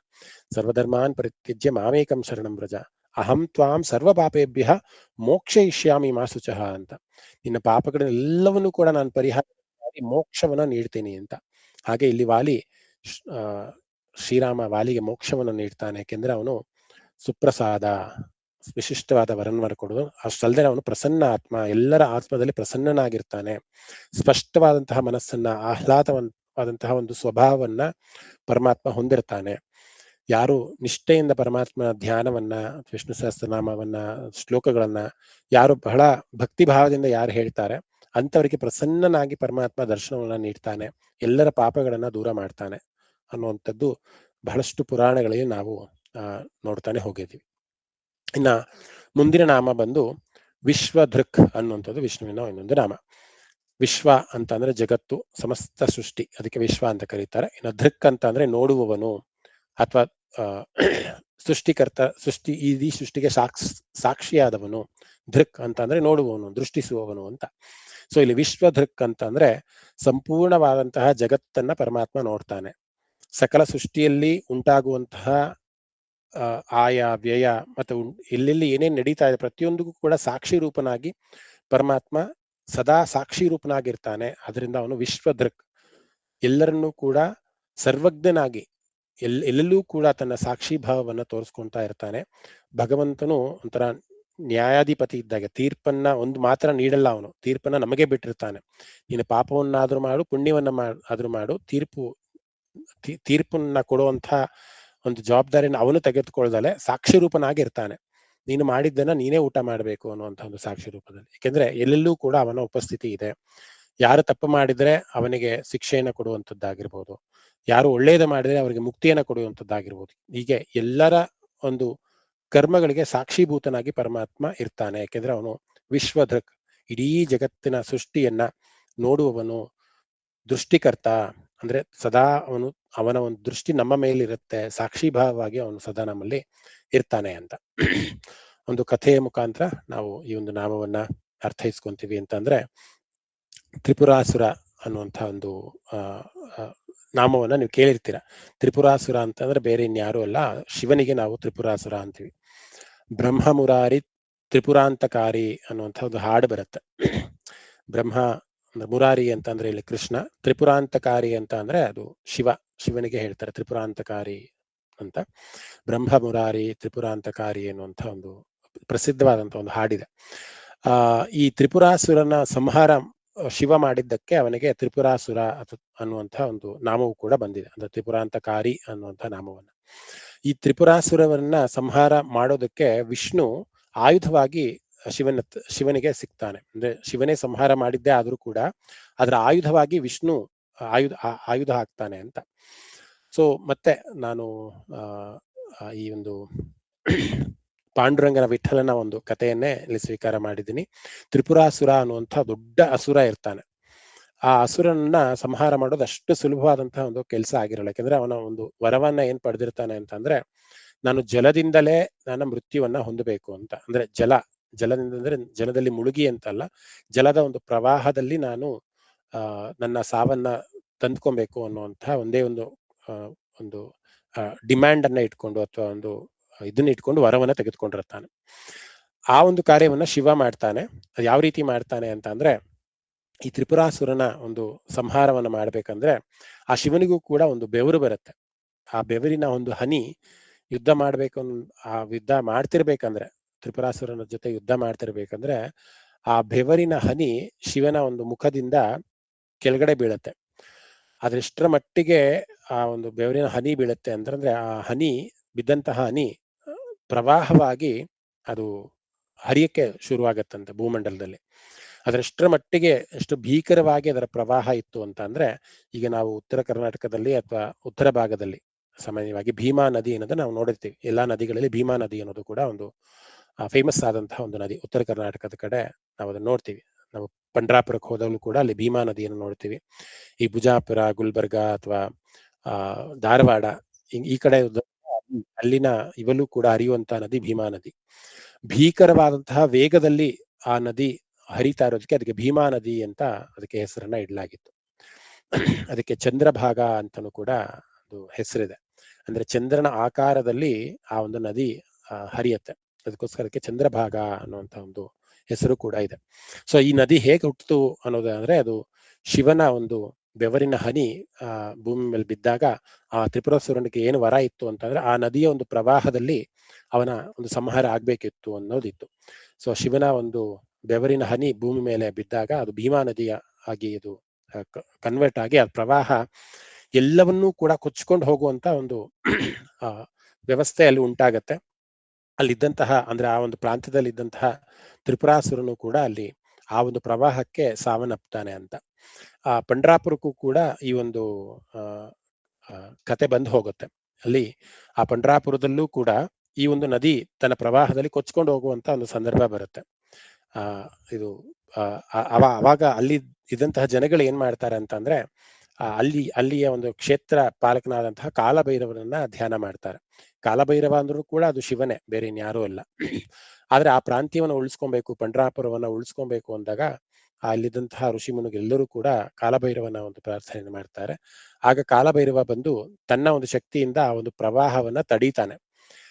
ತಡೆದಾಗ ಏನಾಗತ್ತೆ, ಆ ಪಂಡರಾಪುರದ ಸುತ್ತಲೂ ಭೀಮಾ ನದಿ ಆ ಚಂದ್ರನ ಆಕಾರವಾಗಿ, ಅಂದ್ರೆ ನಾವು ಮೇಲ್ಗಡೆ ನಿಂತು ನೋಡಿದಾಗ, ಆಕಾಶದಲ್ಲಿ ನಿಂತು ನೋಡಿದಾಗ ನಮಗೆ ಚಂದ್ರನ ಒಂದು ಬಿಂಬ, ಅಂದ್ರೆ ಅರ್ಧ ಚಂದ್ರ ಹೇಗೆ ಕಾಣಿಸುತ್ತೋ ಹಾಗೆ ಭೀಮಾ ನದಿ ಪಂಡ್ರಾಪುರದ ಒಂದು ಸುತ್ತಲೂ ಕೂಡ ನಮಗೆ ಕಾಣಿಸ್ತಾ ಹೋಗುತ್ತೆ. ಅದಕ್ಕೋಸ್ಕರ ನಾವು ಆ ಚಂದ್ರಭಾಗ ಅಂತ ಅದನ್ನ ಕರೀತಾರೆ.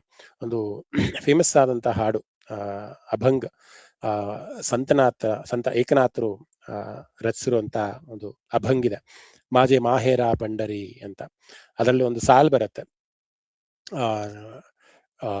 ಮಾಜೆ ಬಹಿನ ಚಂದ್ರಭಾಗ, ಮಾಜೆ ಬಹಿನ ಚಂದ್ರಭಾಗ ಅಂತ. ಅಂದ್ರೆ ಚಂದ್ರಭಾಗ ಅಂತ ಅಂದ್ರೆ ಚಂದ್ರನ ಆಕಾರದಲ್ಲಿ ಪಾಂಡುರಂಗ ವಿಠಲ ಮಧ್ಯೆ ಇದ್ಕೊಂಡು ಚಂದ್ರನ ಆಕಾರದಲ್ಲಿ ಆ ಒಂದು ರಾತ್ರಿಯ ಒಂದು ಚಂದ್ರನ ಬೆಳಕು ಯಾವ ರೀತಿ ಆ ಬೆಳಕು ಆ ನದಿಯ ಮೇಲೆ ಬಿದ್ದಾಗ ಆ ಪಾಂಡುರಂಗನ ಕ್ಷೇತ್ರ ಏನಿದೆ ಆ ಕ್ಷೇತ್ರದ ಒಂದು ಆಕಾರ ಯಾವ ರೀತಿ ಕಾಣಿಸುತ್ತೆ ಅಂದ್ರೆ ಅರ್ಧ ಚಂದ್ರಾಕಾರದಲ್ಲಿ ಕಾಣಿಸುತ್ತೆ ಅಂತ.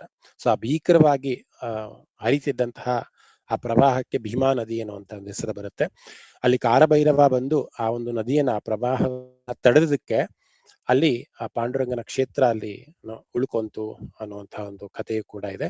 ಅದು ಅರ್ಧ ಚಂದ್ರಾರ್ಕದಲ್ಲಿ ಆ ಭೀಮಾ ನದಿ ಪಂಡ್ರಾಪುರದ ಒಂದು ಸುತ್ತಲೂ ಕೂಡ ಇರುತ್ತೆ ಅನ್ನುವಂಥದ್ದು. ಸೊ ಆಗ್ಲೇ ನಾನು ಹೇಳಿದಾಗೆ ಪಂಡರಾಪುರದಲ್ಲಿ ಎಲ್ಲಾ ದೇವತೆಗಳು, ಋಷಿಮುನಿಗಳು ಎಲ್ಲರೂ ಕೂಡ ಬಂದು ಪರಮಾತ್ಮನ ಅಂದ್ರೆ ಪಾಂಡುರಂಗನ ಅಭಂಗಗಳನ್ನ ಹಾಡ್ತಾ ಹೋಗ್ತಾರೆ. ಬಹಳ ಒಂದು ಫೇಮಸ್ ಆದಂತಹ ಒಂದು ಅಭಂಗಿದು, ಮಾಜೆ ಮಾಹೇರ ಪಂಡರಿ ಅನ್ನುವಂಥದ್ದು. ಅದರ ಅರ್ಥವೂ ಕೂಡ ಬಹಳ ಸೊಗಸಾಗಿದೆ. ನಮ್ಮ ಗುರುಗಳಾದಂತಹ ಮಾರುತಿ ಪ್ರಸಾದ್ ಅವರು ಈ ಒಂದು ಅಭಂಗವನ್ನ ಬಹಳ ಚೆನ್ನಾಗಿ ಹಾಡ್ತಿರ್ತಾರೆ, ನಮಗೂ ಕೂಡ ಅದನ್ನ ಹೇಳ್ಕೊಟ್ಟಿದ್ದಾರೆ. ಆ ಅರ್ಥವನ್ನ ನಾವು ತಿಳ್ಕೊಂಡ್ರೆ ಬಹಳ ಬಹಳ ಚೆನ್ನಾಗಿದೆ. ಮಾಜೆ ಮಾಹೇರ ಪಂಡರಿ ಆಹೆ ಭೀವರೇಚ್ಯಾತರಿ ಅಂತ ಒಂದು ಸಾಲು ಬರುತ್ತೆ. ಅಂದ್ರೆ ನನ್ನ ತವರು ಮನೆ ಅಂತ. ಈ ಪಂಡರಾಪುರ ಅನ್ನುವಂಥದ್ದು ತವರು ಮನೆ. ಅದಕ್ಕೆ ಭೀಮಾ ನದಿ ಅನ್ನೋಳು ಸ್ತ್ರೀ ಅಲ್ವಾ. ಆ ನದಿ ದಡೆ ಏನಿದೆ, ಆ ಚಂದ್ರನ ಆಕಾರದಲ್ಲಿ ನದಿಯ ದಡೆ ಏನಿದೆ, ಅದರ ಮೇಲೆ ನಾವು ಹೋಗಿ ನಮ್ಮ ತವರು ಮನೆಗೆ ಹೋಗಿ ಬರ್ತೀವಿ ಅಂತ. ಪ್ರತಿಯೊಬ್ಬರೂ ಕೂಡ ನಾವು ಪಂಡರಾಪುರ ಕ್ಷೇತ್ರವನ್ನ ಹೋಗಿ ಭೇಟಿ ಮಾಡಿ ಬಂದ್ರೆ ಅದು ನಮ್ಮ ತವರು ಮನೆ ಆಗಿರುತ್ತೆ ಅಂತ. ಅಂದ್ರೆ ಭೀಮಾ ನದಿಯು ಕೂಡ ಆ ತವರು ಮನೆಯಾದಂತಹ ತಂದೆ ಆದಂತಹ ಪುಂಡರೀಕನನ್ನ ಮಿಂದು ಬರ್ತಾಳೆ ಅನ್ನೋದಕ್ಕೆ ಮಾಜೆ ಮಾಹೇರ ಪಂಡರಿ ಅಂತ ಹೇಳ್ತಾರೆ. ಅದೊಂದು ಹಾಡನ್ನ ಹಾಡುವಂತ ಪ್ರಯತ್ನವನ್ನು ಮಾಡ್ತೀನಿ, ಗೊತ್ತಿಲ್ಲ ಎಷ್ಟರ ಮಟ್ಟಿಗೆ ಅದು ಚೆನ್ನಾಗಿರುತ್ತೋ ಏನೋ ಗೊತ್ತಿಲ್ಲ. ಒಂದು ಸಣ್ಣ ಪ್ರಯತ್ನ ಮಾಡೋಣ, ತುಂಬಾ ಚೆನ್ನಾಗಿರುತ್ತೆ.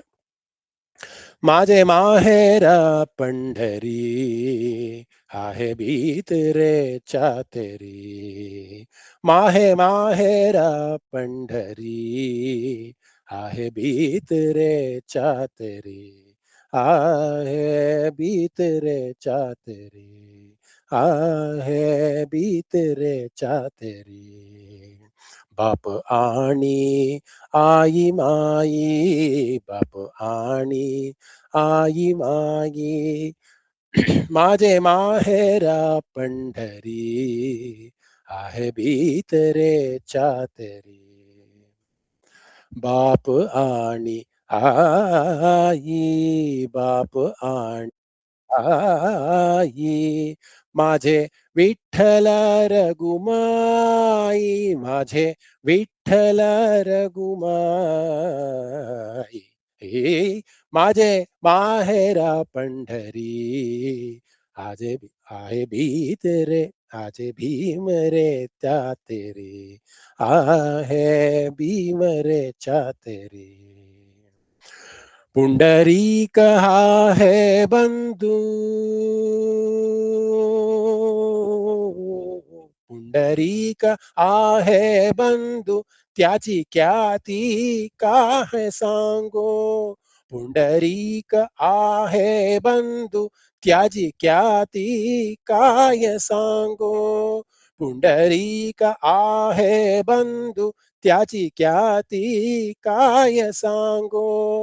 त्याची ख्याती काय सांगू माहे माझेरा पंढरी आहे भीतरे चातरे आये भीतरे चातरे आये भीतरे चातरे माझी बहिणा चंद्रभागा माझी बहिणा चंद्रभागा करितासे पाप भंगा माझी बहिणा चंद्रभागा माझी बहिणा चंद्रभागा करितासे पाप भंगा करितासे पाप भंगा करितासे पाप भंगा माझे माहेरा पंढरी आज भीतरे चातरे आये भीतरे चातरे एक जनार्दनीं शरण एक जनार्दनीं शरण एक जनार्दनीं शरण करी माहेराची आठवण एक जनार्दनीं चरण करी माहेराची आठवण करी माहेराची आठवण हे माझे माहेरा पंढरी माहेरा पंढरी माहेरा पंढरी आहे भीतरे चातरे आये भीतरे चातरे आये भीतरे चातरे भीतरे चातरे ಬಹಳ ಮರಾಠಿಯ ಅಭಂಗ ಇದು. ಸಂತ ಏಕನಾಥ್ ಚೆನ್ನಾಗಿತ್ತು. ನಾನೊಂಚೂರು ಹೇಳ. ಹಾ. ನೀವೀಗ ಮಾಹೇರಿ ಅಂತ ಹೇಳಿದ್ರಿ. ನನ್ಗೆ ಕ್ಷಮಿಸಿ, ಸ್ವಲ್ಪ ಅದು ನನ್ಗೆ ಮರಾಠಿ ಅಷ್ಟು ಗೊತ್ತಿಲ್ಲ. ಇಲ್ಲ ಮಾಹೇರಿ ಅಂತ ಹೇಳಿದ್ರಲ್ಲ, ನಾನು ಪೂನಾದಲ್ಲಿ ಇರೋದು. ಇಲ್ಲಿ ಏನಂತಾರೆ ಅಂದ್ರೆ, ಎಲ್ಲಾ ಕಡೆ ದೇವ್ರುನು ಅಭಯ ಹಸ್ತ ಇರತ್ತೆ, ಇದಿರತ್ತೆ, ಬೇರೆ ತರ ಇರತ್ತೆ. ಇಲ್ಲಿ ಸೊಂಟದ ಮೇಲ್ ಕೈ ಇದೆ. ಹೌದು. ಅದಕ್ಕೆ ಇದನ್ನ ತಾಯಿ ಮನೆ ಅಂತಾರಂತೆ. ಹಾ, ಮಾಜೆ ಮಾಹೇರ ಪಂಡರಿ ನನ್ನ ತವರು ಮನೆ, ಪಂಡ್ರಾಪುರನ ತವರು ಮನೆ ಅಂತ. ಇಲ್ಲಿ ಮಾವುಲಿ ಅಂತಾರೆ ದೇವ್ರಿಗೆ. ಪಂಡರ್ಪುರ ವಿಠ್ಠಲಂಗೆ ಮಾವುಲಿ ಅಂತಾರೆ. ಯಾಕಂದ್ರೆ ಅಲ್ಲಿ ಒಂದೇ ಕಡೆ ಅವಳನ್ನ ತಾಯಿ ಅನ್ನೋದಂತೆ, ವಿಷ್ಣುನ. ಅದಕ್ಕೆ ಅದನ್ನ ಮಾಹಿರಿ ಅಂತಾರೆ, ತಾಯಿ ಮನೆ ಅಂತ. ಅಲ್ಲಿ ರಕುಮಾಯಿ ಅಂತ ಬರುತ್ತೆ ಒಂದ್ ಕಡೆ, ಅಂದ್ರೆ ರುಕ್ಮಿಣಿ ಸಮೇತನಾಗಿ ವಿಠ್ಠಲ ಸಮೇತ. ಆದ್ರೆ ಇದನ್ನ ಅವನ್ನೇ ತಾಯಿ ಅಂತಾರೆ. ಓಹೋ, ಅದಕ್ಕೆ ತವರು ಮನೆ ಅಂತ ಹೇಳ್ತಾರ. ಹೌದು, ಇಲ್ಲಿ ಮಾವುಲಿ ಮಾವುಲಿ ಅಂತಂದ್ರೆ ವಿಠ್ಠಲ ಅಂತಾನೆ. ಒಂದು ಹಾಡನೆ ಇದೆ ರೀ, ಅದು ಮಾವುಲಿ ಮಾವುಲಿ ಅಂತ ಹೇಳಿ. ಹೌದು. ಆಕ್ಚುಲಿ ನನ್ಗೆ ಈ ಹಾಡು ಅನ್ನೋದಕ್ಕಿಂತ ಈ ಅಭಂಗವನ್ನು ಯಾಕೆ ಹೇಳ್ಬೇಕು ಅನ್ಸ್ತು ಅಂದ್ರೆ, ಅಲ್ಲಿ ಮಾಜೆ ಬಹಿನ ಚಂದ್ರಭಾಗ ಅಂತ ಒಂದು ಸಾಲ್ ಬರುತ್ತೆ. ಅಂದ್ರೆ ಆ ಪಾಪಗಳನ್ನು ನಾಶ ಮಾಡುವಂತಹ ಆ ಚಂದ್ರಭಾಗ ಸಹೋದರಿಯಲ್ಲಿ, ನಾನು ಹೇಳಿದ್ನಲ್ಲ ತವರು ಮನೆಗೆ ಸಹೋದರಿ ಹೇಗೆ ಬರ್ತಾಳೋ ಹಾಗೆ ಚಂದ್ರಭಾಗ ಅನ್ನುವಂಥ ನದಿ ಕೂಡ, ಭೀಮಾ ನದಿಯು ಕೂಡ ಆ ತವರು ಮನೆಗೆ ಬಂದು ಹೋಗ್ತಿರ್ತಾಳೆ ಅಂತ. ಅದಕ್ಕೋಸ್ಕರ ಇದನ್ನ ಅದು ಹೇಳ್ಬೇಕು ಅಂತ ಅನ್ಸ್ತು. ಪಾಪನಾಶಿನಿ ಅಂತಾನು ಕೂಡ ಅದಕ್ಕೆ ಕರೀತಾರೆ. ತುಂಬಾ ಚೆನ್ನಾಗಿದೆ ಅರ್ಥ. ಹೌದು. ಹಾಗೆ ಈ ಒಂದು ನಾಮ ವಿಶ್ವಧೃಕ್ ಅಂತ ಅಂದ್ರೆ ಇಡೀ ವಿಶ್ವವನ್ನ ಸಂಪೂರ್ಣವಾಗಿ ದೃಷ್ಟಿಕರ್ತನಾಗಿ, ಸಾಕ್ಷೀಕರ್ತನಾಗಿ ನೋಡ್ತಾ ಇರುವಂತಹ ಪರಮಾತ್ಮನಿಗೆ ನಾವು ಆ ತ್ರಿಪುರಾಸುರನ ಒಂದು ಸಂಹಾರವನ್ನ ಮಾಡಿ, ಅದು ಅಂದಾಗ ಶಿವನು ಈ ಒಂದು ಸಂಹಾರವನ್ನು ಮಾಡ್ತಾನೆ. ಮತ್ತೆ ವಿಷ್ಣು ಆಯುಧವಾಗಿ ಬಂದು ನಿಂತ್ಕೊಂಡು ಆ ತ್ರಿಪುರಾಸುರನ ಒಂದು ಸಂಹಾರವನ್ನ ಮಾಡ್ಲಾಗತ್ತೆ ಅನ್ನುವಂತಹ ಒಂದು ಅರ್ಥವನ್ನ ಕೊಡುವಂಥದ್ದು ಈ ನಾಮ ಆಗಿತ್ತು. ಅದರ ಮುಂದಿನ ನಾಮವು ಕೂಡ ಅದೇ ಅರ್ಥವನ್ನ ಕೊಡುತ್ತೆ, ವಿಶ್ವಭುಕ್ ಅನ್ನುವಂಥದ್ದು. ಇಲ್ಲಿ ವಿಶ್ವ ಅಂತಂದ್ರೆ ಜಗತ್ತು ಅನ್ನುವಂಥ ಅರ್ಥ. ಭುಕ್ ಅಂತ ಅಂದ್ರೆ ಭೋಜಿಸುವವನು ಅಥವಾ ಭೋಜನ ಅಂದ್ರೆ ಅನುಭವಿಸುವವನು ಅಂತ, ನಿಗ್ರಹಿಸುವವನು, ಅವಲ್ಲೇ ದೃಷ್ಟಿಸುವವನು ಅಂತ ನಾವು ಅರ್ಥೈಸ್ಕೊಂಡಿದ್ವಿ. ವಿಶ್ವಧೃಕ್ ಅಂತ ಅಂದ್ರೆ ಇಡೀ ವಿಶ್ವವನ್ನ ನೋಡುವವನು ದೃಷ್ಟಿಕರ್ತ ಅಥವಾ ಸಾಕ್ಷಿಭೂತನಾಗಿರ್ತಾನೆ ಅಂತ. ಇಲ್ಲಿ ವಿಶ್ವ ಭುಕ್ ಅಂತ ಅಂದ್ರೆ ಆ ಇಡೀ ವಿಶ್ವವನ್ನ ಅನುಭವಿಸುವವನು ಅಥವಾ ನಿಗ್ರಹಿಸುವವನು, ಸಂಪೂರ್ಣ ವಿಶ್ವದ ಒಂದು ಅನುಭವ. ಅವನೇ ಭೋಕ್ತಾ ಅಂತಂದ್ರೆ ಇಲ್ಲಿ ಅನುಭವಿಸುವವನು ಅನ್ನೋದೇ ಬರುತ್ತೆ. ಸೃಷ್ಟಿಕರ್ತ ಅವನೇ ಮಾಡಿ, ಸೃಷ್ಟಿಯನ್ನ ಅವನೇ ಮಾಡಿ ಇಡೀ ಜಗತ್ತಿನ ಕ್ರಿಯೆಯನ್ನ, ಅದರ ಭೋಕ್ತವನ್ನ, ಅದರಿಂದ ಬಂದ ಎಲ್ಲಾ ಕರ್ಮದ ಫಲವನ್ನ ಭಗವಂತನೇ ಯಮದ ಒಂದು ಆಕಾರವಾಗಿ ಅವನು ಸಾಕ್ಷಿಭೂತನಾಗಿ ಅದನ್ನ ಸ್ವೀಕಾರ ಮಾಡ್ತಾನೆ. ಪಶ್ಯತಿ ಶೃಣೋತಿ ಭೋಕ್ತೆ ಅಂತ ಒಂದು ಮಾತು ಬರುತ್ತೆ ಉಪನಿಷತ್ತಲ್ಲಿ. ಅವನೇ ಸೃಷ್ಟಿಕರ್ತನಾಗಿ ನಮ್ಮನ್ನು ನೋಡ್ತಾನೆ, ಅವನೇ ಕೇಳ್ತಾನೆ, ಅವನೇ ಅದನ್ನ ಅನುಭವಿಸ್ತಾನೆ ಅನ್ನೋದು ಕೂಡ, ಅಂದ್ರೆ ಸಾಕ್ಷಿ ರೂಪನಾಗಿ ಇರ್ತಾನೆ ಅಂತ. ಸೊ ಇಲ್ಲಿ ವಿಶ್ವ ಭುಕ್ ಅಂತ ಅಂದ್ರೆ ವಿಶ್ವವನ್ನ ಅನುಭವಿಸುವವನು ಅಥವಾ ವಿಶ್ವವನ್ನ ನಿಗ್ರಹಿಸುವವನು ಅನ್ನುವಂಥ ಅರ್ಥ ಅದಕ್ಕಿದೆ. ಇನ್ನ ಆಗ್ಲಿ, ಮುಂದಿನ ನಾಮ ಬಂದು ಸತ್ಕರ್ತ ಅನ್ನುವಂಥದ್ದು ವಿಷ್ಣುವಿನ ಒಂದು ನಾಮ. ಇಲ್ಲಿ ಸತ್ ಅಂತ ಅಂದ್ರೆ ಒಳ್ಳೆಯದು ಅನ್ನುವಂಥ ಅರ್ಥ ಬರುತ್ತೆ. ಇನ್ನು ಕರ್ತ ಅಂತಂದ್ರೆ ಮಾಡುವವನು, ಅಂದ್ರೆ ಒಳ್ಳೆಯ ಕೆಲಸವನ್ನ ಮಾಡುವವನು. ಒಳ್ಳೆಯ ಯಾರ್ಯಾರು ಒಳ್ಳೆಯ ಕೆಲಸವನ್ನ ಮಾಡ್ತಾರೆ, ಯಾರು ಸತ್ಕಾರ್ಯಗಳನ್ನ ಮಾಡ್ತಾರೆ ಅಥವಾ ಸತ್ ಪೂಜೆಗಳನ್ನ ಯಾರು ಮಾಡ್ತಾರೆ, ಕಾರ್ಯಗಳನ್ನ ಯಾರು ಮಾಡ್ತಾರೆ, ಅಂತಹ ಒಂದು ಕೆಲಸವನ್ನ ಗೌರವಿಸುವಂತಹ ಒಂದು ಕ್ರಿಯೆನ ಅಥವಾ ಅವ್ರನ್ನ ಪೂಜನೀಯ ಭಾವದಿಂದ ನೋಡುವಂತಹ ಒಂದು ಕೆಲಸವನ್ನ ಪರಮಾತ್ಮ ಮಾಡ್ತಾನೆ. ಸತ್ಕರ್ತ, ಎಲ್ಲ ಸದ್ಗುಣಿಗಳಿಗೆ ಕರ್ತನಾಗಿ ಯಾರ್ಯಾರು ಜಪ ತಪಗಳನ್ನ, ಪಾರಾಯಣಗಳನ್ನ ಭಕ್ತಿ ನಿಷ್ಠೆಯಿಂದ ಯಾರು ಮಾಡ್ತಾರೆ ಅವರೆಲ್ಲರಿಗೂ ಕೂಡ ಪರಮಾತ್ಮ, ವಿಷ್ಣು ರೂಪದಲ್ಲಿರುವಂತಹ ಪರಮಾತ್ಮ ಅವರಿಗೆ ಅನುಗ್ರಹವನ್ನ ನೀಡ್ತಾ ಎಲ್ಲರೂ ಕೂಡ ಸತ್ಕಾರ್ಯದಲ್ಲಿ ನಡೆಸುವಂತಹ ಒಂದು ಕ್ರಿಯೆಯನ್ನ ಪರಮಾತ್ಮನೇ ವಹಿಸ್ಕೊಂಡಿರ್ತಾನೆ ಅನ್ನುವಂತಹ ಒಂದು ಅರ್ಥವನ್ನ ಕೊಡುವಂಥದ್ದು ಈ ಒಂದು ನಾಮ. ಸತ್ಕರ್ತ ಅಂದ್ರೆ ಎಲ್ಲಾ ಸದ್ಬುದ್ಧಿಗಳಿಗೆ ಕರ್ತನಾಗಿ ಪರಮಾತ್ಮ ಇರ್ತಾನೆ ಅನ್ನೋದು. ಇದಕ್ಕೆ ನಾನು ಸ್ವೀಕಾರ ಮಾಡಿರುವಂತಹ ಒಂದು ಕತೆ ಬಹಳ ದೀರ್ಘವಾದಂತಹ ಕತೆ. ನನಗೆ ಗೊತ್ತಿಲ್ಲ ಇದೊಂದು ಅರ್ಧ ಗಂಟೆಯಲ್ಲಿ ಮುಗಿಯುವಂತಹ ಕತೆ ಏನೋ ಅಂತ. ನಾವು ತಾಯಿ ಲಕ್ಷ್ಮಿಯ ವಾಹನ ಯಾರು ಅಂತ ನಾವು ಕಂಡುಕೊಂಡಾಗ ಅದಕ್ಕೆ ಗೂಬೆ ಅಂತ ಹೇಳ್ತಾರೆ. ಲಕ್ಷ್ಮಿಯ ವಾಹನ ಬಂದು ಗೂಬೆ.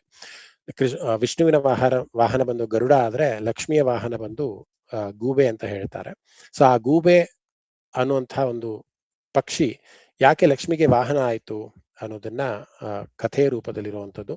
ಬಹಳ ವಿಸ್ತಾರವಾಗಿ ಹೇಳಿದ್ರೆ ಈ ಕತೆ ಬಹಳ ಚೆನ್ನಾಗಿರುತ್ತೆ ಅಂತ ಅನ್ಸುತ್ತೆ.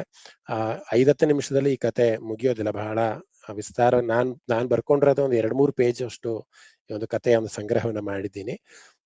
ಮುಂದಿನ ಕ್ಲಾಸಲ್ಲಿ ಖಂಡಿತ ಯಾಕೆ ಗೂಬೆ ಆಗಿ ಲಕ್ಷ್ಮಿ ವಾಹನ ಗೂಬೆ ಯಾಕಾಯ್ತು, ಅದರ ಹಿಂದಿನ ದೃಷ್ಟಾಂತವೇನು, ನಾರದರ ಪಾತ್ರವೇನು, ಪುರಾಣದಲ್ಲಿ ಕೌಶಿಕ ಅನ್ನುವಂತಹ ಒಬ್ಬ ದೊಡ್ಡ ಮುನಿ ಅಥವಾ ರಾಜ ಇರ್ತಾನೆ, ಅವನ ಒಂದು ಇದು ಅನ್ನೋದ್ರ ಬಹಳ ದೀರ್ಘವಾಗಿ ನಾನು ಹೇಳ್ತೀನಿ. ತುಂಬಾ ಶಾರ್ಟ್ ಅಂಡ್ ಸ್ವೀಟ್ ಆಗಿ ಹೇಳಿದ್ರೆ ನನಗೆ ಅದೇನೋ ತೃಪ್ತಿ ಅಂತ ಅನ್ಸೋದಿಲ್ಲ.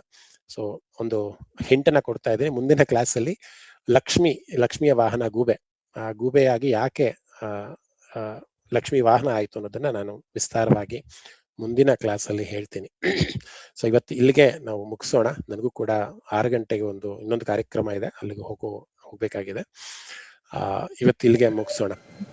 ಬಹಳ ಚೆನ್ನಾಗಿತ್ತು ಅನ್ಸುತ್ತೆ ಇವತ್ತಿನ ಕಥೆಗಳೆಲ್ಲೂ ಕೂಡ. ವಿಠಲನ ಒಂದು ಅಭಂಗವನ್ನ ಕೇಳಿದ್ವಿ, ಪುಂಡರೀಕನ ಒಂದು ಕಥೆಯನ್ನ ಇವತ್ತು ನಾವು ಆಲಿಸಿದ್ವಿ, ರಾಮಾಯಣದ ವಾಲಿಯ ಒಂದು ಶಕ್ತಿಯ ಒಂದು ಇದನ್ನು ಕೂಡ ಆಲಿಸಿದ್ವಿ. ಬಹಳ ಸತ್ಸಂಗ ಚೆನ್ನಾಗಿತ್ತು ಅಂತ ಭಾವಿಸ್ತೀನಿ.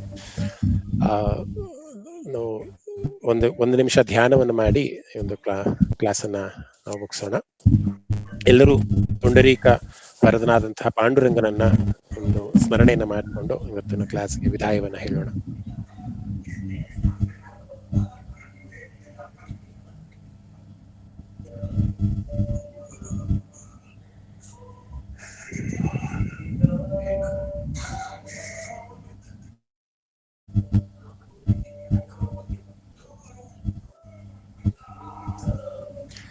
ಸರ್ವೇ ಭವಂತು ಸುಖಿನಃ, ಸರ್ವೇ ಸಂತು ನಿರಾಮಯಾಃ, ಸರ್ವೇ ಭದ್ರಾಣಿ ಪಶ್ಯಂತು, ಮಾ ಕಶ್ಚಿತ್ ದುಃಖಭಾಗ್ ಭವೇತ್.